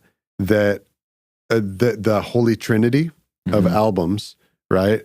He had the connection to release those on Island Records, which were an international release, which was a release in the UK, which is good business, which sold a shitload of records. Yes. That was Bob Marley's label, right? Bob Marley's music was coming out on Island. Right. Well, right. Chris Blackwell's. Yeah. The whole thing, right? And so freaking the Holy Trinity came on it. And these are all famous records. War in a Babylon, Max Romeo, Party Time, the Heptones, Police and Thieves. That is one of by Junior Murvin. That is one of huge song. That's one of the most famous reggae records ever. In the UK and Europe, it was a smash when it came out. Smash huge. hit. He's performing it on Top of the Pops. Yeah. Right. So next in line is Heart of the Congos. And for whatever reason, probably attributed to the way that Lee Perry handled the relationships at that time, Heart of the Congos was rejected, and was not going to be released. And so obviously, who knows what words were exchanged between the Congos and Lee Perry during that time? You know what I mean? Like this could seriously just come down to that they had like a heated argument and exchanged words one night, and they called him short or something, and that just like cut, or you know what I mean? Or they just like called him some name that like just cut back to his childhood pain, and he just, oh, I fucking hate those guys. Or it could be that simple. I think it's even simpler than that. You already said it. It's that they had a falling out over the release of the album, and they were pointing fingers, and now guess who the demons are? It's the Congos, right? Exactly. So then, on the other hand, there's the spiritual explanation, which is that maybe the Congos were like total part and parcel, just like representatives of this like sort of new emerging poser element within Rastafari. You know what I mean? I think it's it's a little bit of both. Okay. Because, so this album, he submitted it to Chris Blackwell, and the mix, I've actually never listened to this mix. The first mix of this album has none of the effects, none of the shit we're talking about. Whoa. None of it. It's like everything's dry. It's like totally straight up. It's not like this crazy murky thing. I've never even heard that existed before. He submitted it to Chris Blackwell. They actually got as far as they pressed about 300 to 500 copies of it that didn't really sell very well. But he sold them. Lee Perry kept that money without telling the Congos, right? So he started selling the album with a mix that wasn't quite finished behind their back. They found out, got super pissed. Chris, they all go to Chris Blackwell and go, hey, if we remix it better, because Chris Blackwell said, there's one good, this is where I really question Chris Blackwell and his taste, but he said, there's one good song on this album and the rest of it's just okay. Like, it's not a very good album. So supposedly Chris Blackwell gave them like a list of changes of like, you guys have to add this, you guys have to do this, Perry, you should like try and mix it like this, like, or whatever. So they claimed that they spent like 3 years working on this album. Like, it came out in 77, but they must have been working on it all through like Party Time and like all that shit. That's what the Congos claim. It took 3 years, which I know, I find that hard to believe too, because that means that you tracked the rhythm tracks in 74. Their timeline's probably funky, right? I doubt their dates are correct, but they had essentially been working on this for a long time, submitted it, was rejected. Then they changed a bunch of it and they created the version that we have now. And then they submitted that, and Chris Blackwell was like, whoa, what the fuck is this? Like, this is it's so not he liked commercial. That even less. Yeah, it's not commercial. And he was even like accused of, and a lot of Rastas at the time were like, you're just deprioritizing us so that we don't come for the king, Bob Marley. You're de-emphasizing our records so that you can so Bob Marley can continue to be the king of the world or whatever, right? You know what? You're just threatened by how much more mass appeal this has than Exodus does. Yeah, you just know that this album is going to blow Exodus out of the water. Yeah. You're scared, bro. Yeah. I mean, I don't know about that, buddy. It's tough because I think this is possibly more of a like piece of art than anything Bob Marley made, any record that Bob Marley put out. And by that metric, yeah, you could say like depending on what you're prioritizing, Heart of the Congos is better than Exodus. Mm-hmm. I'm just laughing at the notion that they thought that. Right. The wider listenership of the world is going to stop listening to Bob Marley and start listening to us. No, and that's what you're afraid of. They were bitter and jilted that the label rejected it, right? And then it was a bunch of bickering and infighting amongst each other. And now guess who the demons are? It's the Congos, right? I think it's as simple as that. And with Lee Perry's track record of shit talking and diss tracking everybody. That's true, man. No, dude, I didn't even fucking connect that. It's so obvious once you point it out. He works with and loves Coxsone and then breaks up and diss track. Works with and loves Joe Gibbs, breaks up, diss track. Like, why wouldn't that happen with the Congos? Definitely happened with the Congos. 100% with the Congos. I'm really, man, I'm like just going through like my... He's a little petulant. He's kind of a petulant guy. I'm going through my many eras of my understanding of Lee Perry, and I'm like turning a new page right now because for the longest time I was guilty of believing he's insane. He was crazy, right? But we might argue about this. you think he actually is insane? Okay, but look, I have had conversations with people for whom that is a description that is like actually apt. Okay. Yeah. And it's not the same. as what it sounds like when he talks. I know, but crazy is also not a monolith, right? Like one guy's crazy is not going to look like everyone else is crazy. It's not a real medical term. Yeah, that's true. Right. No, but you know what I mean. He's crazy. You know what I mean. Like when he I keep saying speaks because I keep forgetting that he passed away. Yeah. Lee Perry is one of the only celebrities that I cried when I heard that he died, by the way. Yeah. Oh my God. Anyway, and right now I'm realizing that for the longest time I really believed his side of the story about the Congos. Yeah, no. That these dudes were just like, they're not real Rastas. They were just friggin' wolves in sheep's clothing and all that shit. But like, it doesn't add up. It doesn't make sense. Like, this is just the case of these guys, a group of dudes who tried to make something happen and it went bad and there's just infighting. They just turned on each other. He like, not to keep just dropping dumb little anecdotes, but like he got to the point where he bought a butchered pig's head and he impaled it on the hood of his like Cadillac or whatever.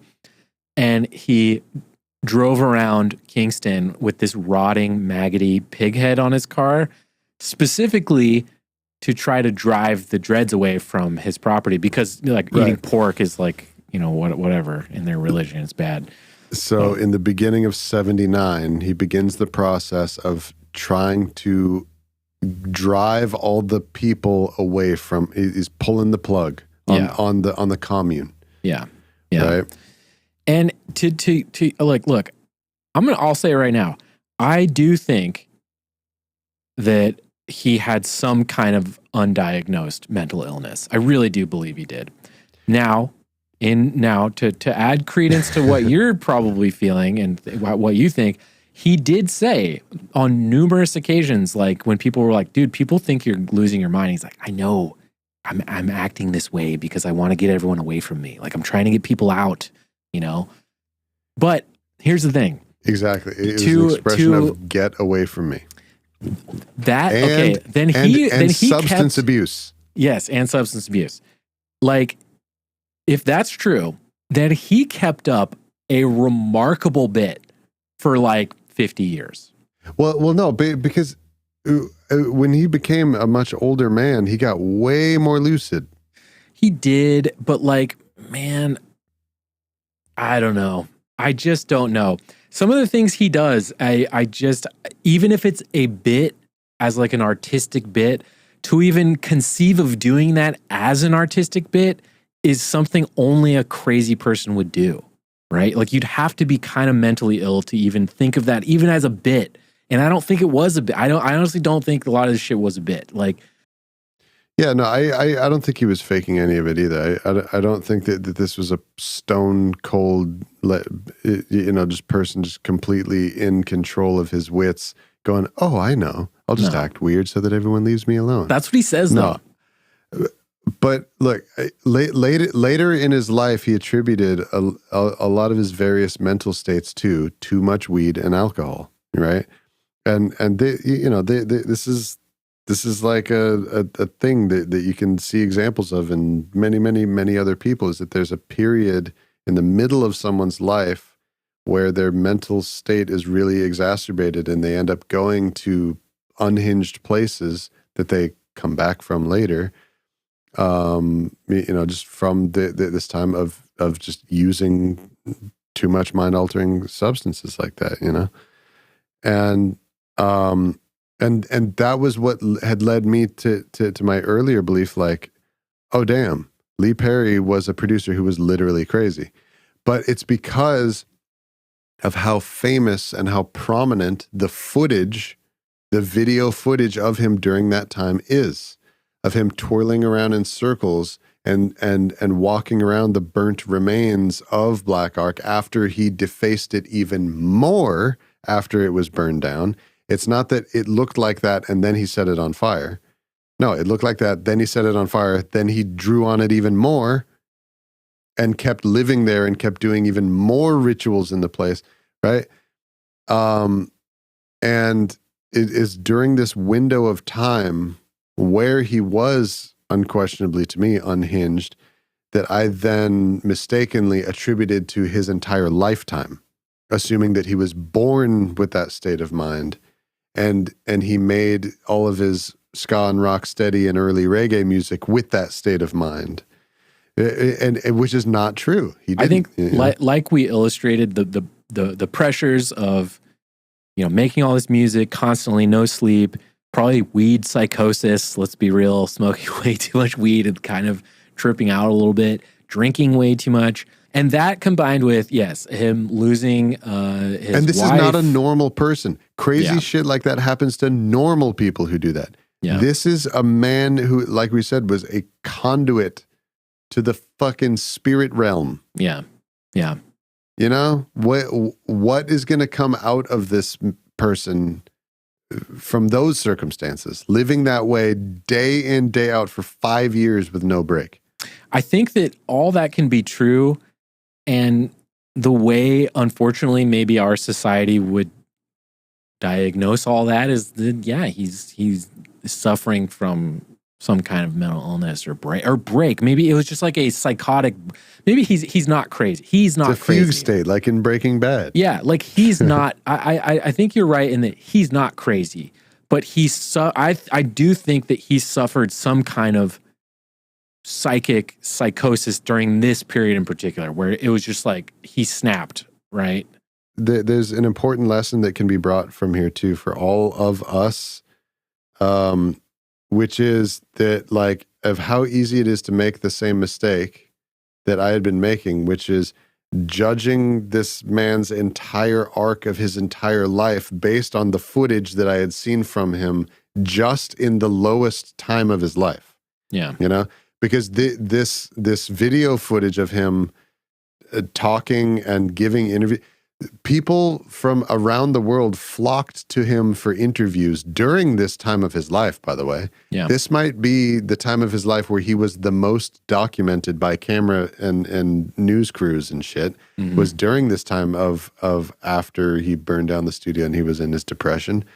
So that was the image and the persona that I saw from him, and then just assumed, oh, so that's what he's always like. Yeah. That's him, period. That's a totally fair read. I still think he was a little crazy. I do. But whatever. Fair enough. Your mileage may vary. And you know what? There's no way to know, because there's no way to know.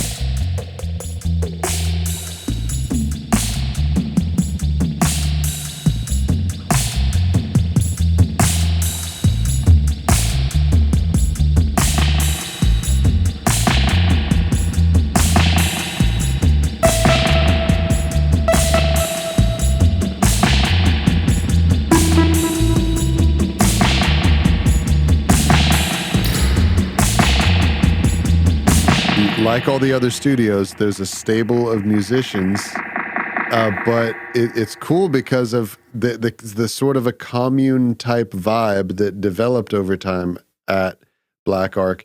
I feel that the pool of musicians was a lot narrower than it was Channel One. These other studios. It's sort of like at Harry J Studios, who recorded there.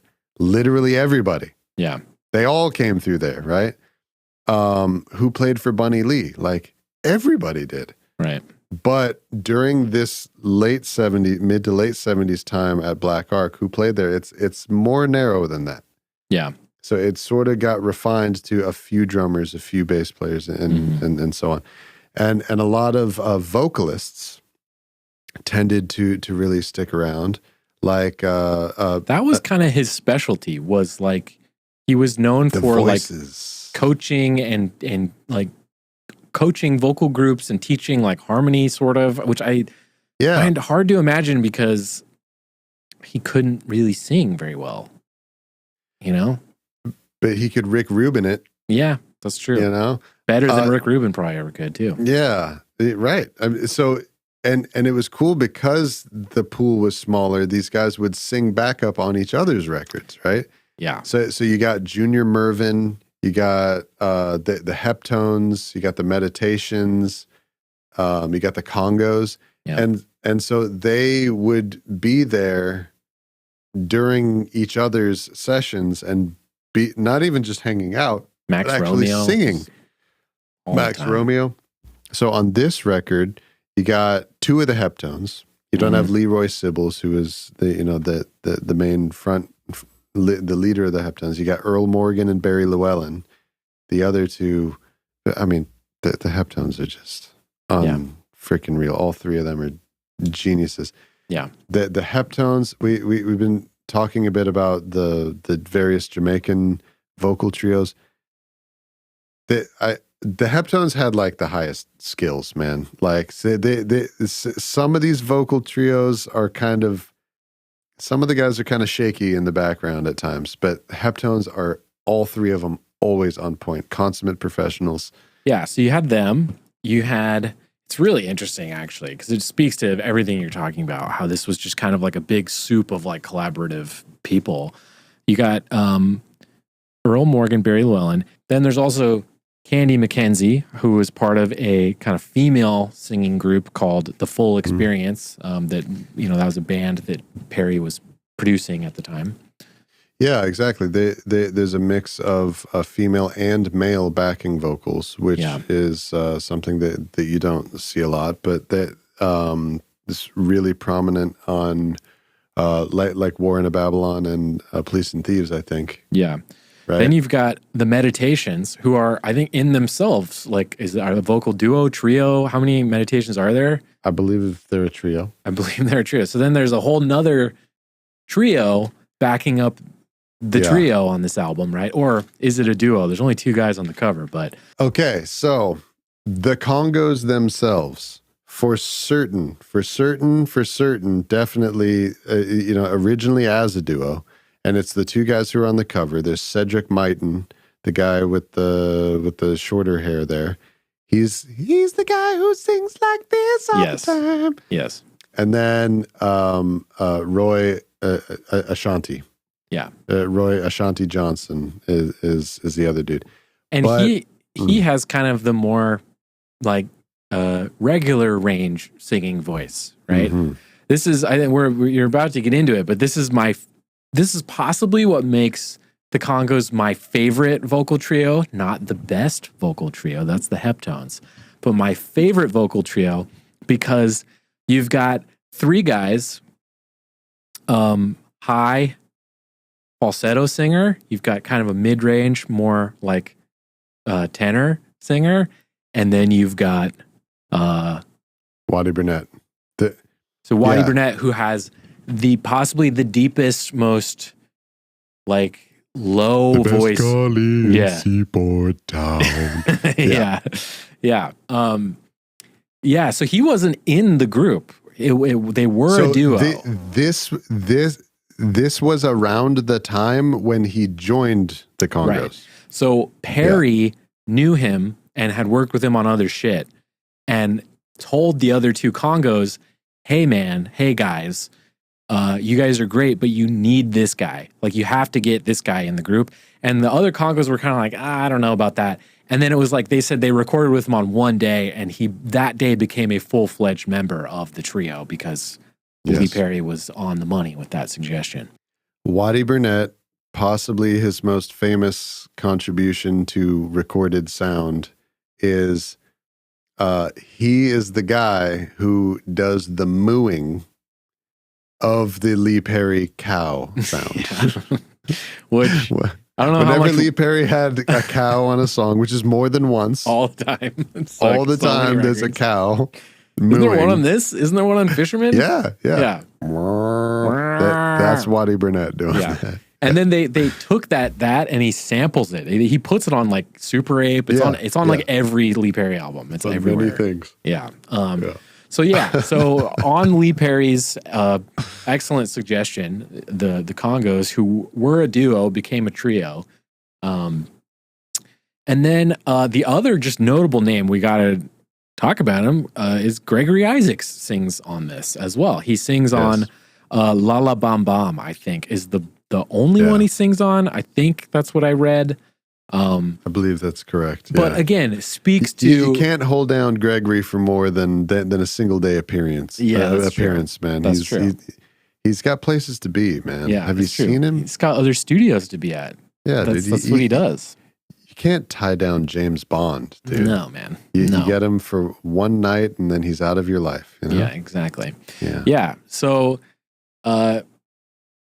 unbelievable group of singers. I mean, you're talking about like 8 people singing on some of these songs, and it sounds like it too. Yeah, right. I mean, like, so often in all the other studios, I keep comparing this to all the other studios, but for a good reason, because normally if it's a Heptones record, it's only the Heptones singing. If it's Mighty Diamond's record, they're the other ones who all 3 of them are totally on point too. If it's Mighty Diamonds, they're the only ones singing. But here in Lee Perry's studio, you got like all these other dudes who are, recording artists in their own right. We have like 6 voices on this song, 7 voices on this song, and just one of the many layers that makes it sound the way that it does. The other really notable name is Ernest Ranglin, who I love. He's the lead guitar player. Okay. I love Ernest Ranglin. He's one of my favorite Jamaican session musicians and just musicians in general. I would, correct me, or if I'm off on this, tell me. I've always kind of thought of Ernest Ranglin as like the Les Paul of Jamaican guitar.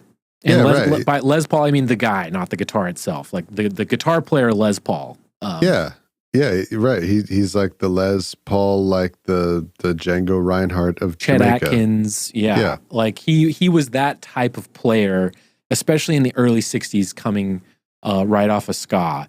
And during ska, he was like kind of, he was just a super chops forward type of player, more so than like most.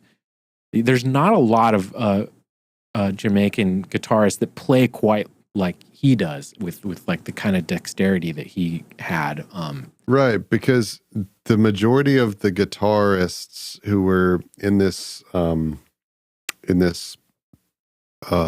scene playing on these records, they were like really, really, really reggae guitar players, and either did not play other styles at all, or the others, like, to a much lesser degree than the degree to which they played the style of reggae.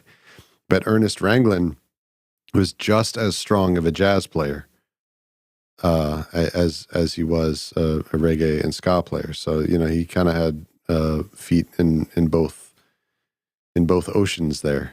Funnily enough, though, we talked about it before we started recording. You can't hear him at all on this. Right.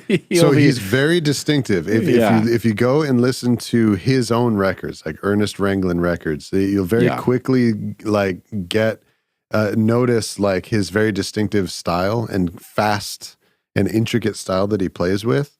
And then you go through and listen to Rocksteady records and reggae records, and you can pick him out. You're like, oh shit, Ernest Ranglin played on this, because you can recognize him.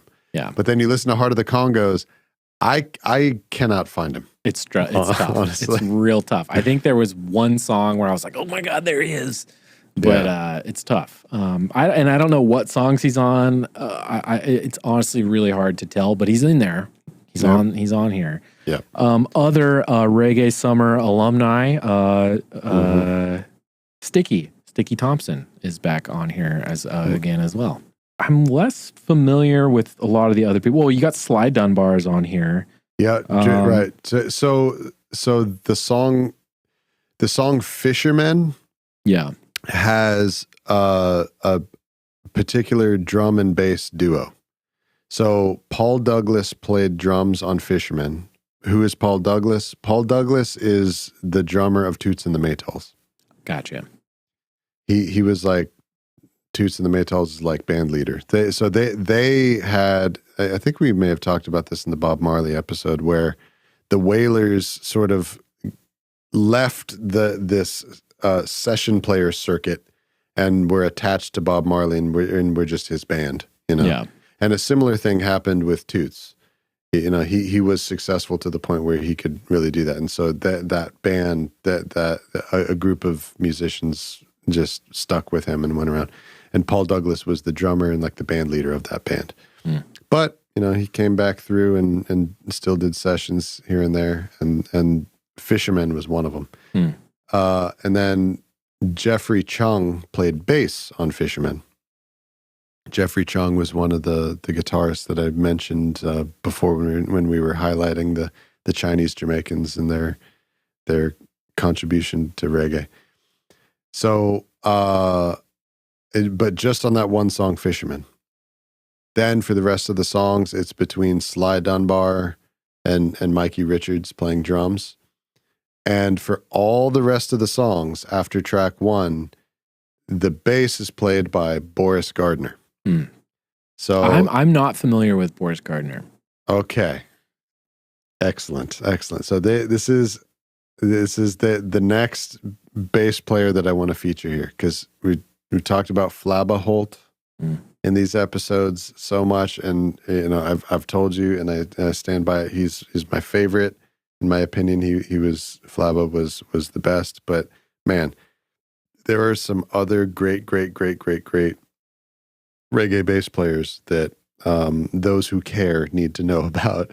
And so the thing about Flabba and one of the things that I really like about him so much is that his style was very unique, and his style sort of stepped outside of the box a little bit in how minimalist he played, right? And that's something that I really enjoy. But Boris Gardiner is a bass player that was more followed in the established traditions of the earlier bass players, more the traditions that were established by bass players like Leroy Sibbles and Jackie Jackson. Leroy Sibbles being, I already mentioned him as being the lead singer of the Heptones. So what do you mean, one of the great bass players? Yes, he was both. He was both the lead singer of the Heptones and like the most prominent bass player during like the golden age at Studio One, right? So like during all the Rocksteady years and the early reggae years at Studio One, Leroy Sibbles played bass on and wrote the bass lines for like the majority of those famous songs from there. Yes. You remember when we, wait, did you go see him at Dub Club with me? No, okay.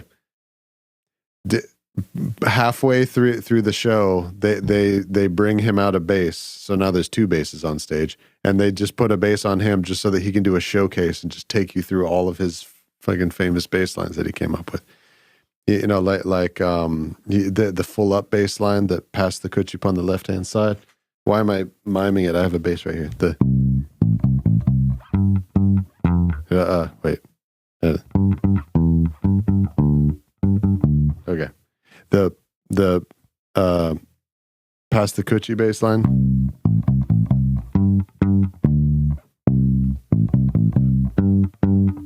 You know? Among many others. Jackie Jackson was the bass player at Treasure Isle. So like the whole Rocksteady boom, like all the Alton Ellis stuff, all these classic reggae, not reggae, Rocksteady tunes. So Boris Gardiner was a bass player. He also was a session player throughout Studio One and other things and other places, just like all the others. Not as often as the others, but he was there.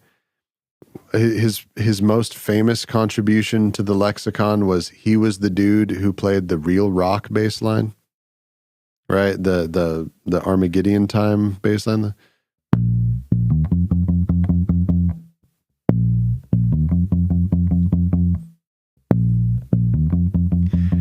What bam, bam, bam, bam, what bass line is better than that? That is possibly the dopest freaking. Oh my god! Yeah. Those who know will know. But Boris Gardiner played that. So many years later, after that, he's a regular in the Upsetters during this late 70s period at Black Ark. Boris Gardiner is there. He's playing bass on like almost all the late Black Ark stuff. He's entrenched in there. He played bass on Police and Thieves, and I'm pretty sure on the other two of wouldn't surprise me, of the Holy Trinity. So the thing about, so if you contrast him to everything that I was showing you about Flabba Holt, he's a lot busier. There's these galloping notes, and you can even hear that in the real rock bass line. There's that galloping, right? So it like in Children Crying.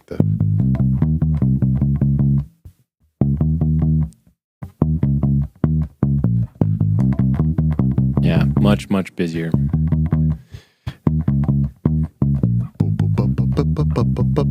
Right? Flabba never does that stuff. And I believe that busyness that he played with, it was like really, really influential in a lot of like foreign reggae bass players. Yeah. And years later, like I can hear that influence in the way that like Eric Wilson of Sublime played bass, right? Big time, yeah. All those the triads, this thing. Yep. Playing things in triads and playing with that busy thing. That's like the signature thing of Sublime is that fast bass. The That's how I play reggae bass. That's why I called you. and that's how I learned how to do it too. So and also too, the other thing that is super, super influential to all the ways that we learned how to play reggae bass in America too, is the lots of galloping and hanging up on the 5 note of the chord, right? So the if this is where your chord is, then you do the doing a lot of that, right? Like in La La Bam Bam. Yep. The 1 to 5 move is like the anchor of the bass line. And so it's both of those things. It's going to the 5 and steady playing like a machine gun series of notes on it. And that's what real rock is. It's on the 5, right? So Boris Gardiner, so he was super melodic. Really like all these bass lines on like the Super Ape records, just all through the back catalog of Black like Ark. of the Black Ark stuff. There's so much of the melodic signature and the thing that your ear follows while you're going through this dub landscape is the bass and how freaking melodic and catchy it is. Yeah. That's Boris Gardiner, man. And he was steady, like holding down a thing that of like conventional musical qualities around which this whole like kaleidoscope of dub spirit exploration can revolve around. You know what I mean? I don't know. I guess, did we bury the lead in that like this is like a really dubby album too? Like we talked a lot about it, but yes, there's also like built into all these kind of tape bounce downs of the record are he's layering in all these dub effects as well, and Perry's famous for being like a dub, innovating dub and partially inventing dub. Right. So yeah. He's taking the skank away. He even goes further. There's parts like in La La Bam Bam, like there's parts where he takes the vocals are on their own. He takes away the drums and the bass. Yeah. He takes away the whole band for little moments. Yeah. So tons of stuff like that. Yeah. I mean, again, it really does just kind of all come back to like this is just like kind of the canvas for Perry to paint on, because all this stuff is amazing. All these players are great, but so much of it is just so obscured by the production. I actually have a question for you. Okay. Being that your taste, your palette in particular, is very driven by stuff not like this. Okay, right, yeah. Like, How I always pick the pristine, immaculate albums. Yeah, like, do you like this? Like I know that you agree that this is a great record. I wouldn't try to put those words in your mouth or anything, but like,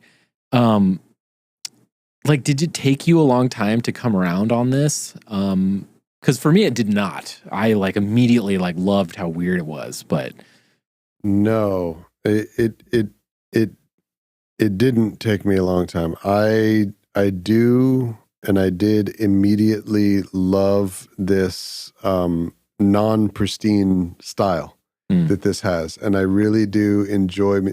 So, okay, I think the thing that I really love about music is intentionality, more so than precision. It's just that precision tends to be just a lot of the stuff in which a high level of intentionality is achieved, you know? Sure. Like when I picked like Tame Impala and Isaac Hayes and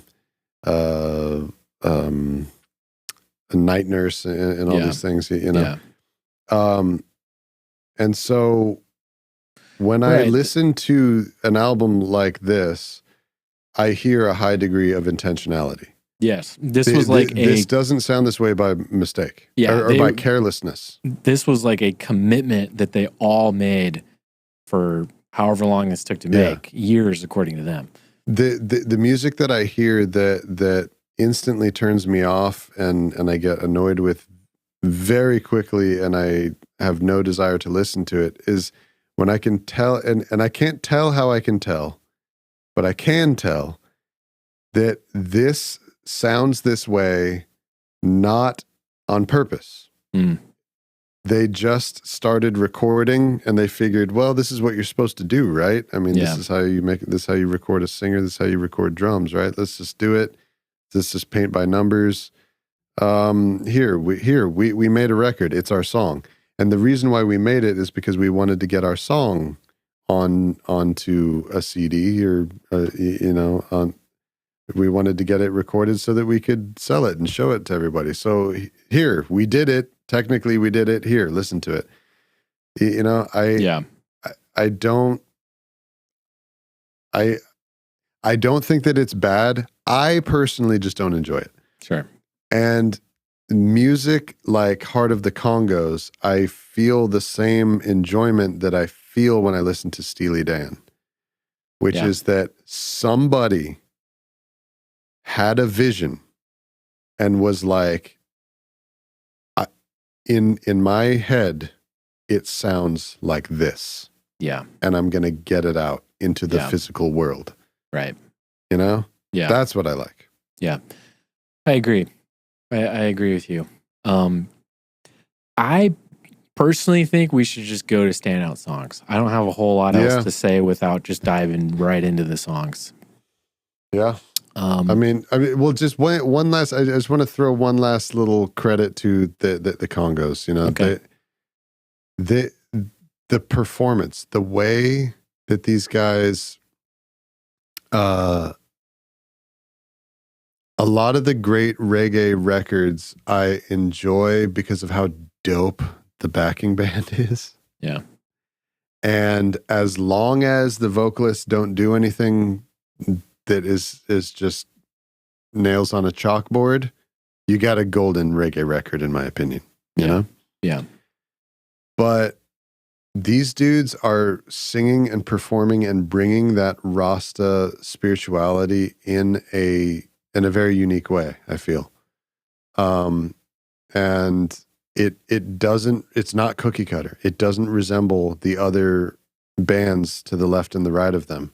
You know, I believe that they are a part of the reason of why this record sounds unique and is unique and feels unique. You know, it's I mean, it's probably 60 to 80% because of what Lee Perry did with it. It is. but it's not in spite of the Congos. No, you're definitely right about that. Yeah. And they, because you can tell there's Black Ark stuff that is like, it is only cool because of what Lee Perry is doing. Exactly. Like, and other than that, it's kind of whatever, Exactly. And they, something that is often said about them or pointed out about them is like, okay, if they were so great, where's their other great record? That these are guys that, so they still perform to this day. They're still together. Yeah. There's a fourth member now. There's four of them, and including these three that we talked about that are touring around to this day, and yet they're known for their first album, right? And that's pretty much it. Yeah. And but I think that their follow up, their album, and they never worked with Lee Perry after this again, but which you can imagine from the fallout that we talked about. But their next album after this, Congo Ashanti, never listened to that one. It's so different. It was recorded at Harry J. It's all like the blanket, the comforter that's laying over the top of the sound of Heart of the Congos is taken off. Right. It's like, whoa, high frequencies. What the fuck? And no phaser. Yeah. No delay, no spring. Like, what the fuck? It's so clear, crystal clear, and it's very different, but I think it's really good.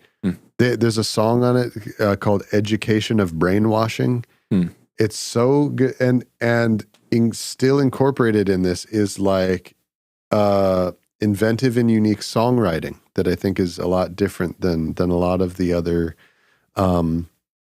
songwriting that dudes were doing at this time, because it not in a bad way. Songwriting in Jamaica at this time what tended toward a certain formula. Yeah, like it's kind of homogenous in its its formulaicness, and I think that at times they broke out of that. Like you have a song like Open Up the Gate where they're trading off singing lead. Yeah. Well, let's go into our songs, because we can talk about this stuff in our standout songs. Standout songs.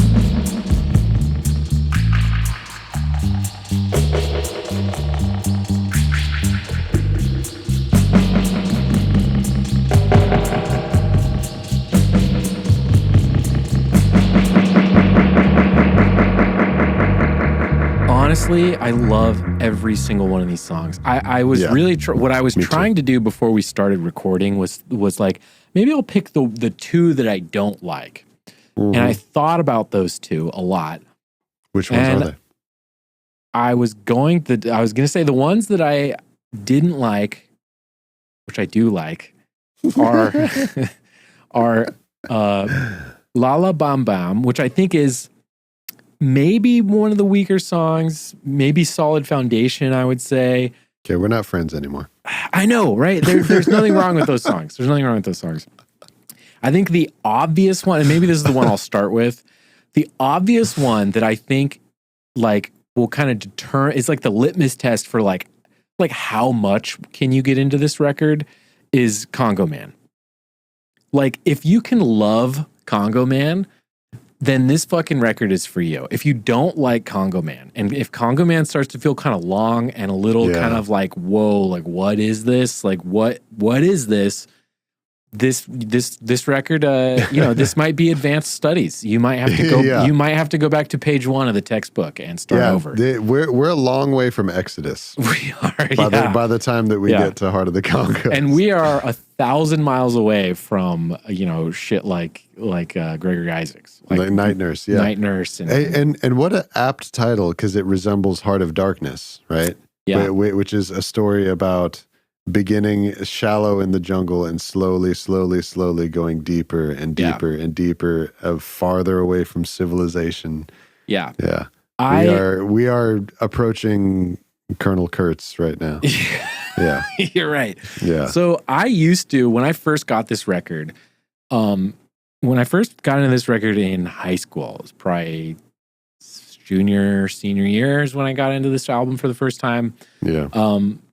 I actually sold my entire CD collection, and this was the first, this among a couple others was the first vinyl that I ever bought. So this right here is possibly the first vinyl I ever bought was this one right here. That's why it has such a stupid cover, because it was 2008 when this came out, this weird deluxe edition. Yeah, 2008 was a stupid time. Stupid time. Bad time for album art. So at the time, I was like, this album's perfect except for Congo Man. Like, I can't, that song is impenetrable to me. Like, everything we're talking about, the murky nature of this, how affected it is, and it's not even a reggae song. It's the like drum machine. There's drum machine on it, and a real drum too, and Congos. That's true. I'm glad that you pointed that out, because Congo Man, it's not reggae. Yeah, it's not a reggae song. Yeah. It is, but you know what it is? And over time, as I've gotten older, I've loved it more and more and more. It's another one of those mystical, apocalyptic, spooky ass Rasta songs. It's fucking possibly the coolest, most cryptic, spookiest, most atmospheric one we've even had on any of these albums so far. It is really deep off the deep end of you're way down the rabbit hole of like the possibilities of like a kind of what a song like that can even be like, right? Yeah. What can you do with sound recording? Yeah. To the point where I think it's a mistake that it's track 2. It should be the first track. I think it actually should be. Whoa. So like really kick you, like make you choose a side right away. I think it's the perfect. Now, Fisherman is such a dope song, but dude, Fisherman, the way that this album kicks off, this is one of the all-time lead-off tracks, man. I know, but I just think that acts as the real opening of the album, but this is a better prelude. Yeah. Like this being kind of like the prelude to the rest of it. Now, only I would think that way, because I think of albums in terms of like movies, and I wish they would unfold like a movie, right? But that's not how albums work. So Fisherman is the better way to start the album off because it's a better song. But Congo Man, like one of my favorite myths, rumors I heard about Heart of the Congos when I was first getting into this album, and this I've heard from other sources, is something Lee Perry would do. I don't know that he did this for this album, but in my heart, he did, because I love it. There's a myth, a rumor that he used to take the master tapes of his recordings, and he would actually bury them underground for a period of time. The actual raw tapes. I've heard that too. He would bury them underground, and after a period of time, he would unearth them and then turn them in to the record label, right? Now, analog magnetic tape, there's not something you're supposed to do to it. Yeah. We've already illustrated all the ways that he would fuck with his tapes and his tape machines and stuff like that. Don't do that unless you want to be doing things that you shouldn't do. In which case, go ahead. Yeah. When I first heard this album, and in particular Congo Man, I was convinced that's why it sounds like this. I was like, oh, well, that's why. He buried it, and it like degraded the tape to such an extent that now it sounds like this. Now, that's not right. That's not correct. There's all the other things we've illustrated are much more why it sounds the way it sounds. But like, he might have buried this album before. Like he might have done that, and it kind of sounds like it. And Congo Man really has that earthy vibe to it, where like if he did do it, this is the biggest evidence that he did, is like just put that song on and you'll hear it. Because check this out, man. Like Congo Man. Well, I was just about to say it. Listen to how much the high frequencies are missing from Congo Man, but it's true of all the songs on this. Yes. And just compare it to Police and Thieves. Yeah, War in a Babylon. Yeah. Party Time. Why don't they sound like that? Why don't all the other? I would say something happened. Yeah, And it's funny. It's funny because those other three are undeniable Black Ark creations. They are super. They have a very Black Ark-ness to them. Like they have that signature sound. But this is like the Black Ark sound with the saturation knob. You're breaking it off. You're turning it up so high. It's going to 11. Here's another possible explanation, which is that like possibly those other three, they may have been like taken for mixing at Tubby's or something like that. Maybe.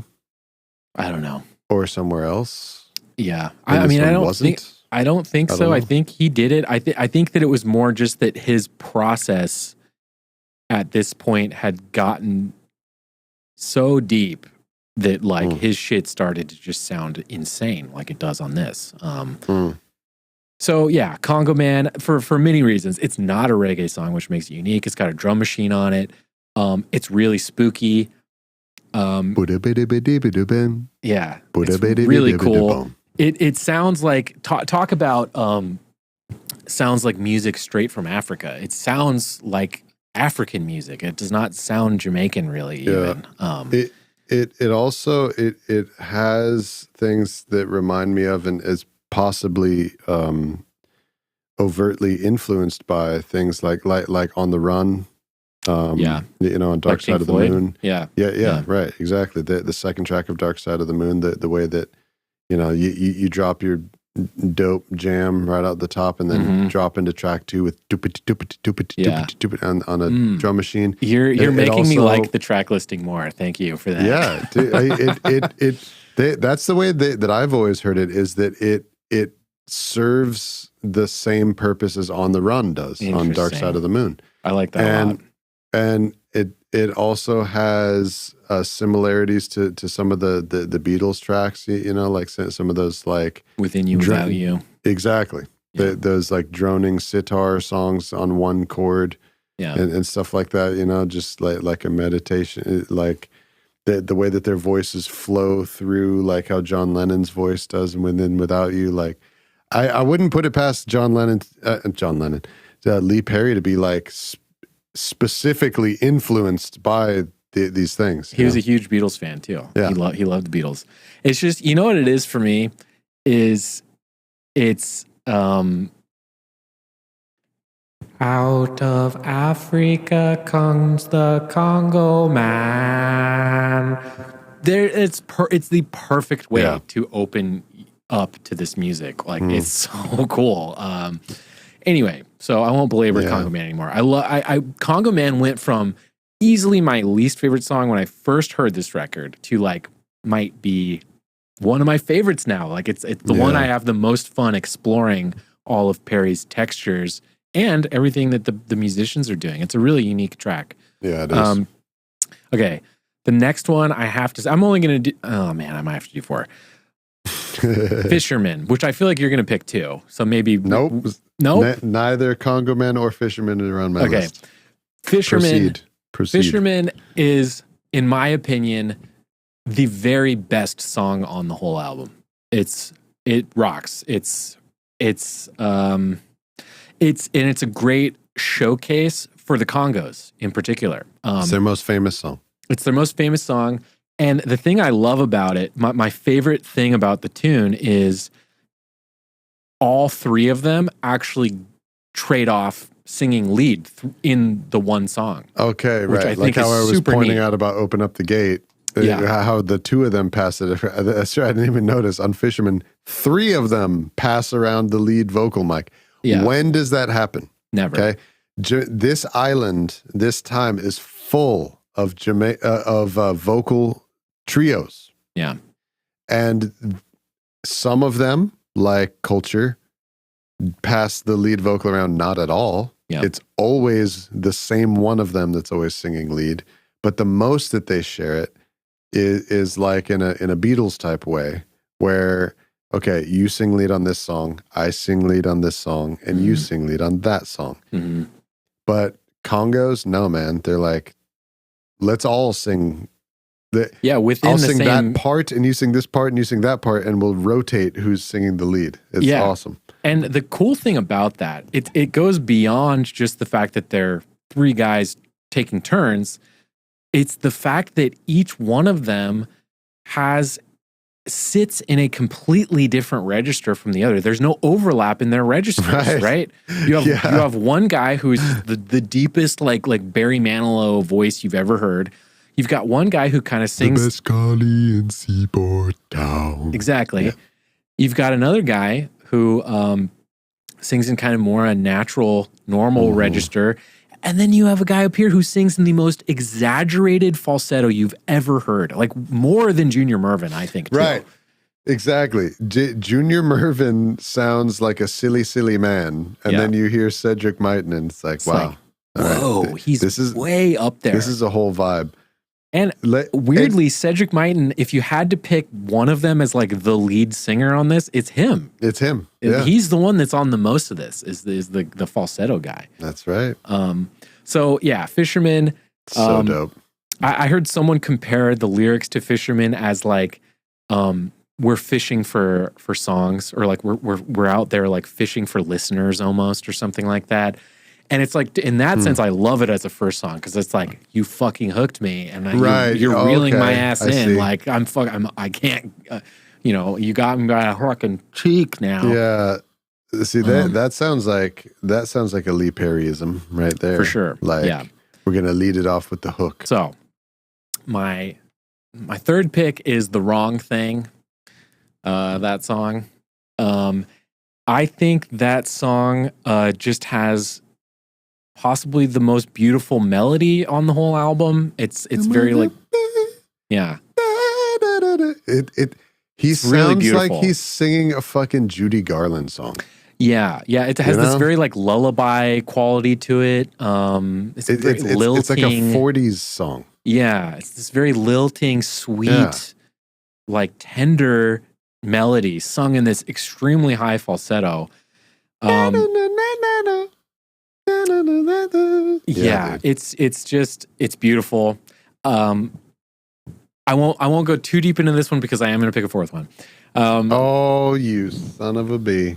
My fourth one is wait. Can I? Okay, go ahead. Ark of the Covenant. Go ahead. Talk about Ark of the Covenant. Is that your first pick? No. Have we no overlap? I'm allowing you to continue because all four of the ones that you picked are not anything that I picked for my three. Okay, well, because I'm picking four, I'll keep it short. But Ark of the Covenant is probably my fourth one. Again, just because it's really spooky. It has Ark in the title. It's kind of dealing with a lot of the things that I think Perry deals with in the Black Ark itself. It shines out of the Ark of the Covenant. A black sunrise. Dude. It shines out of the Ark of the Covenant. Sunrise. It's really incredibly vivid, amazing imagery in that song. The lyrics in particular. The steady stepping of the kick drums. Ding, ding, ding, ding, the black sunrise. Yeah. It's like something that like an army would be singing as they're doing their morning run or something. It's like the fucking Knights Templar on parade. Like it's really... It feels like something out of like a fucking Indiana Jones movie or something. Like it's just like Indiana Jones. Raiders of the Black Ark. Raiders of the Black Ark. Oh my God, that's what we should make. Now there's the title of a dub album right have to fucking edit this out. So Raiders of the Black Ark. Raiders of the Black Ark. Holy shit. Okay, noted. So Ark of the Covenant is probably my next one. Okay, and you've indulged me. I've picked four, and I didn't mean to pick that many. You can say more about it. I don't have much else to say. It's and all of these songs contain all of the things we've already been talking about. This amazing dubby, spaced out, spooky production. Ooh. This dull pillow over your head production that fucking rocks. It just sounds amazing. I love how it sounds. Anyway, I want to hear yours now because we're just going to pick every song on the album between the two of us. Yeah, I mean, this I don't know the last time that this has happened, but yeah, none of my three standouts are the same as yours. For me, first one, Open Up the Gate. Okay, I kind of thought that's where we're going next. Open up the gate of Zion, dude. The part when they're singing Africa, we want to go. Yeah. It's the chord shape, I think, is really what makes this song. And the way that it marries with the aesthetic of the production. Right? Because the production is everything, it feels like everything has like trails on it, you know, like everything has like lace freaking curtains hanging off of it, and it, you know, like you're like a blanket underwater just flowing, you know. You know what this you know what this reminds me of? You saying lace. It feels like, you know, the way like New Orleans looks. Yeah. Like how like with old buildings like with the moss and overgrowth on it, and you imagine that like a spooky vampire lives there, you know, you can just see it. And it's transportation by like fan boat and stuff like that. Yeah, or like horse and carriage, like horse and buggy or something. Yeah. Or a horse and buggy with like a fucking coffin in the back. Like it's like weird. That's what Open Up the Gate sounds like. Yeah. Yeah. And it's the genius of that chord shape. Yeah. That I didn't even learn to play it before we talked about it right now, which is something that I would normally do. So I don't even know what the chords are, but I know that it is unconventional in a reggae song. Yeah. I feel that way also about The Wrong Thing. I feel like it's a really, just like how we were talking about how it sounds like some kind of like Julie Andrews or something. And it's like, it's weird. It's a really weird song. It's got a throwback quality to it. Yes. And it's in the chords also. So yeah, Open Up the Gate. To me that it's, what is it, track 3? And to me, that is the moment when Heart of the Congos truly begins. And again, much in the same way that like when you're listening to Dark Side of the Moon, the moment when you are like, okay, all right, I'm official. The movie has officially begun. Is when time drops, ticking away. The moments that make, that's the time when you're like, okay, I'm in a thing now. And to me, when the intro of Open Up the Gate is over and it drops into the groove, you know, and it's open up the gates of Zion. And the first time that you hear Africa, we want to go, just that like mournful, like even more minor than a minor key feeling thing. It's like, okay, wow, what is happening? Where am I right now? You know? Okay, next one. You Are Insane, and That's our true. friendship is now over because you did not choose this song as one of the standout songs. Obviously, Children Crying. I don't understand how Children Crying was not your top 4 picks when you pick 4 songs. Okay. Look, I'm a nice guy. I love you. I knew you were going to pick it. I left it for you. I have to leave you some scraps, right? You know, I can't just take all the prime cuts. Oh my God. Okay. But so just like how when Open Up the Gate drops and you get that measure of seriousness, but the way that Open Up the Gate, how it musically still sounds so out there and minor key and mysterious and mystical. Now, when you're done with that, Children Crying drops, major key, like old school. It brings in like the sound of like reggae from 1969 is coming in there with the piano, the bing, bing, bing, bing, bing, bing, bing, bing. You know, It's super throwback. And that busy bass line, you know, it's got major triads going on. You know, and in that way, it almost feels like something the Beatles would do. Like how the Beatles like call back to like Tin Pan Alley shit. Exactly. They're like, hey, remember this? Like da da da da da da. Exactly, dude. Exactly. And it's incorporated in it and still with that same pillow over the top of it. You know, in the same production package. It's not leaving it. But and also too, man, just the dichotomy. We talk sometimes on this podcast about that like amazing artistic dichotomy when you take two seemingly disparate things and put them together in the same package, how something magical happens. So imagine you're looking at the back of the jacket of this album, and you're looking at the track listing of this album, and you see, the name of this song is Children Crying. Right. What do you think that song is going to sound like? It's going to be sad. And it drops. Chicka-da, chicka-da, boo-doo-ba-da-ba, yeah, yeah, yeah, yeah, yeah. Right? It's like freaking like party like time it's in euphoric, in Soweto. You know, it's like it's so. But then the lyrics, Jaja, the children crying in the wilderness, right? So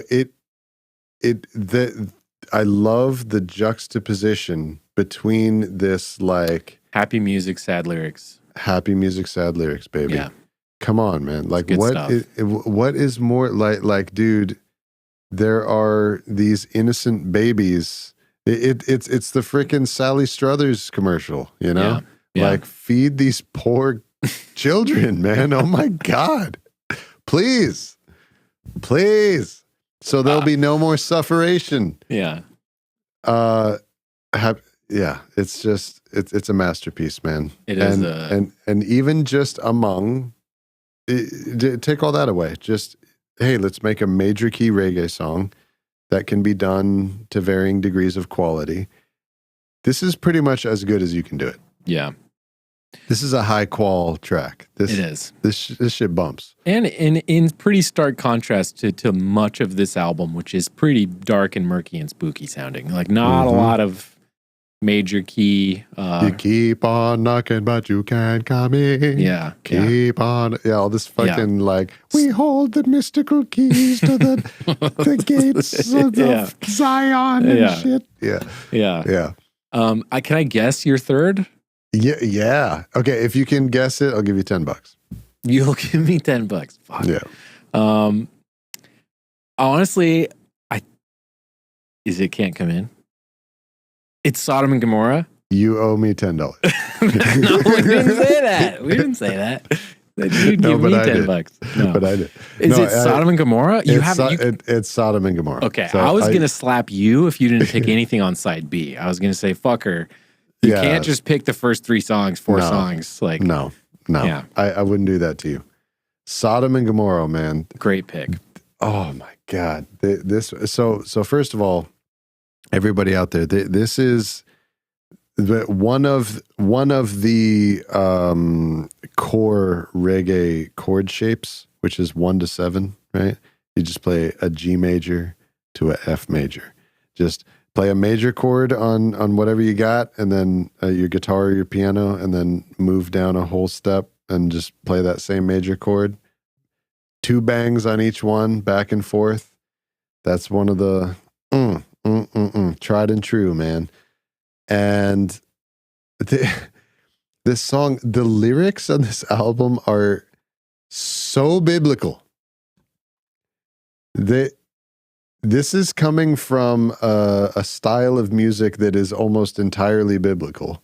And the lyrics are so biblical that the references, they're just like literally reciting and just calling reference to different parables and psalms from the Bible and shit.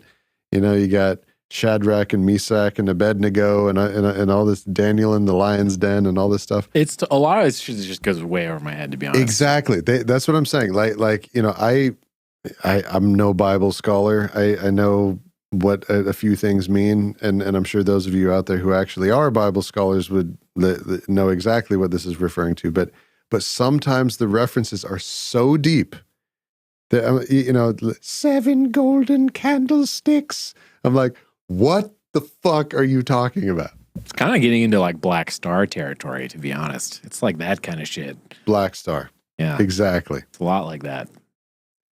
From the days of almond. From the days of almond. Yeah. There were 7 golden candlesticks. That's another good reference point for this album. If you're on the fence of like, I like this? Do you like the song Black Star? You'll probably dig this album. That's true. Yeah.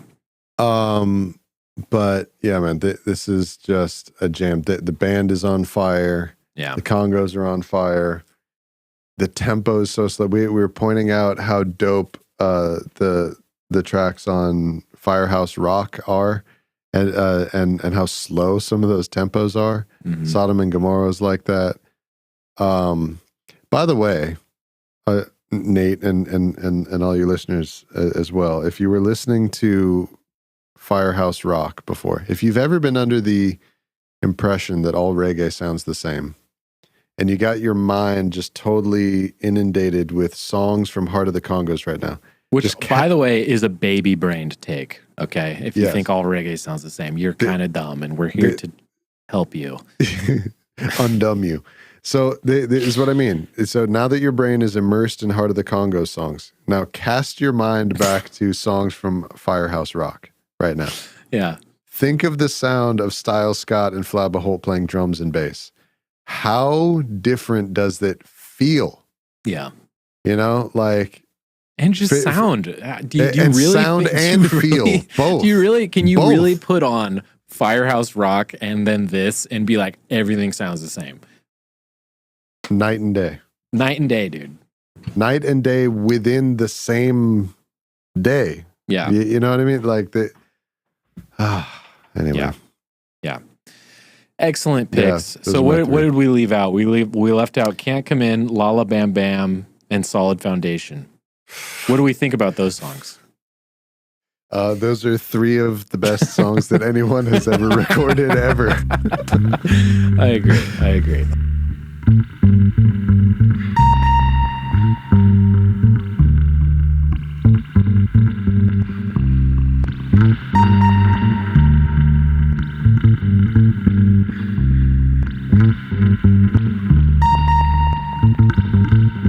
Heart of the Congos is the deep end of the pool.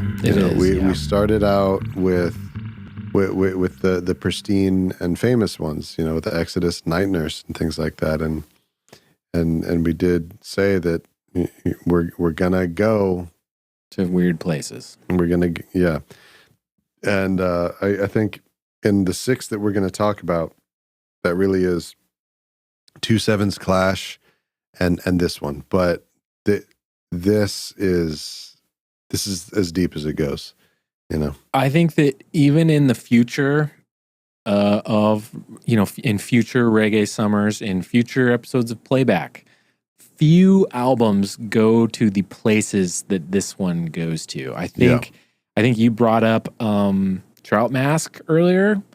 That's a good comparison point into like the depths of crazy that people can go to make records sometimes. And this is one of those. I would compare it to like the fact that they basically were all living in a compound together. Shit was real weird. Things got really culty. Things got really that's true. There's some real similarities there. There are, yeah. Like this is made in a compound. Yeah, bordering on like kind of the Trout Mask of reggae, if that's even a thing, or if it even could be a thing. Like that could be a thing. The Trout Mask of reggae. Yeah. Anyway, how about you? Well, I don't have anything super deep to close this out. What about you? What are your final thoughts on Heart of the Congos and Lee Perry? It's just to say that, like, I feel that you and I have probably reached a point where we've exhausted everything that we have to say or feel like saying on this topic for this one conversation right now. But this whole subject is about this album and the people who made it is so hard to capture into words. It is, man. That we've really only scratched the surface, It is, yeah. And there's a lot of other people who are way more dedicated to it and way smarter than us who have, and the world is lucky that they have dedicated such amounts of time of their life to document it and write about it and make films about it. This right here, which this is possibly the most impressive documentation of any artist I've ever come across. This is like so well researched and so done. And you would know because you actually read stuff like that. Like yeah. And we should say we're working on interviewing David Katz, the author of that book. So look forward to that in the future. We're talking to him right now, and we're hoping we can get him on the show and do a bonus episode in the future where we talk about Lee Perry. Our people are talking to his people. and our people are Nate. Yes. Yes, and his people is him. Yeah. I think it's going to happen, though. It's going to be fun. So yeah, it's just that like, if this is a topic that you're still learning about and it's interesting to you, that I guess my last thing to say is just please don't be under the impression that you just learned the whole story just by listening to us. While you were saying that, I was just thinking like, it's true that this is very well documented, but this subject matter is so like slippery, okay, because of how much mysticalness, how many intangibles there are, right? There are people's thoughts, right? There are people's feelings. There are people's religious beliefs. There are sounds, right? It's like, and those things are intangible, and yet they are integral to the story we're trying to tell here. Yeah. So it's not like, oh, here's the track sheet and they recorded this, and this day. We don't even know, man. We don't even know. We don't even know when this specifically happened. Okay. Contrast that to Waterhouse Rock or Firehouse Rock, when you can just ask scientists, how many days and when did it happen? And he just tells you. Yeah. Yeah. Or there's like a record of it or something, which, Yeah. And it's really cool the way that you said that, because that is what's so magical about this record is it captured something from that other realm in our normal realm, because there's all these people's feelings and religious beliefs and mystical things that can't be quantified, and yet on this record they are perceptible. Yes. Like impossibly so. Yes. Like you can use your five senses to perceive these intangible things with this record. It's incredible.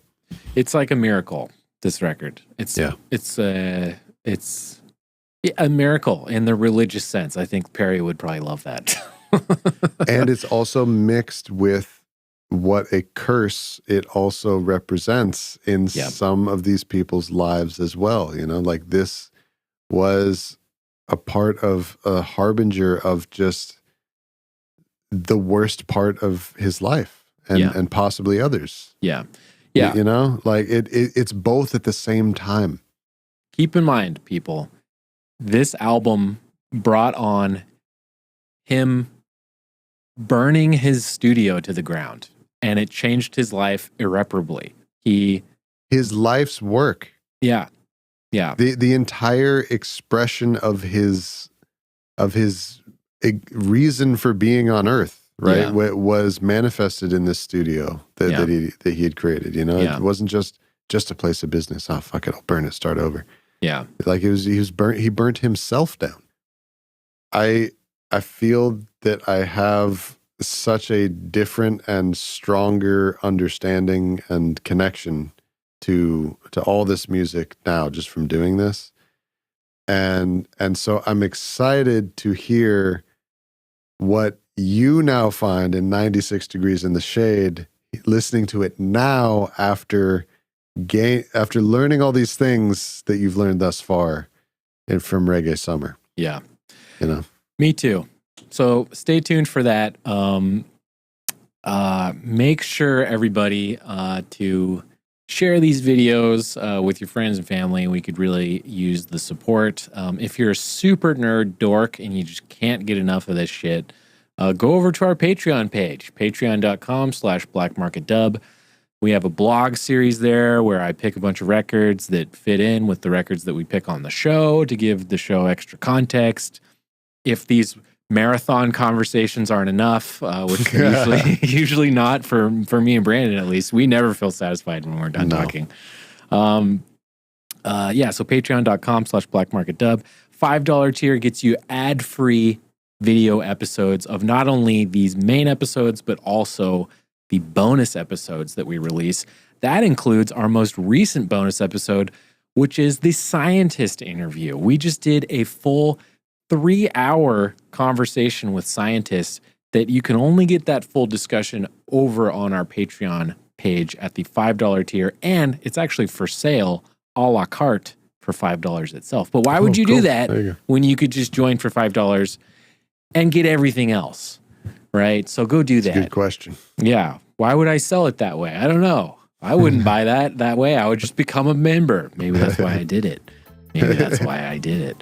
Anyway, we're also a band called Black Market Dub. We make dub reggae that is highly influenced by much of the music and albums that we have been picking on this show the last couple episodes. Tons of stuff over on Bandcamp, blackmarketdub.bandcamp.com. And if you want to buy our vinyl, there's vinyl on Bandcamp, and there's also vinyl on escapehatchrecords.com, where you can get stuff from us. You can get stuff from Wise Owl, Brandon's solo project that I also appear on. So what is that? That's right. I don't know. We're on everything for each other. But, Brandon plays all over a whole bunch of records on Escape Hatch as well. I play on some as well. I do a lot of dub remixing too on records that come out on Escape Hatch. So tons of cool extra credit stuff over at escapehatchrecords.com. Be sure to follow us on Instagram, YouTube, all the good shit. Brandon. Yes. Let me go to bed now. Okay. I think we're like 4 hours past your bedtime, possibly more. This is the time of night when Nate just starts mooing. I'm counting cows right now. All right, I'm going to leave you with an excerpt from this glorious note that Lee Perry wrote for the collector's edition of the Upsetter DVD. Amazing. In God I and I must. In God I and I trust. In God I and I cuss. Fart hole. Bye. Goodbye.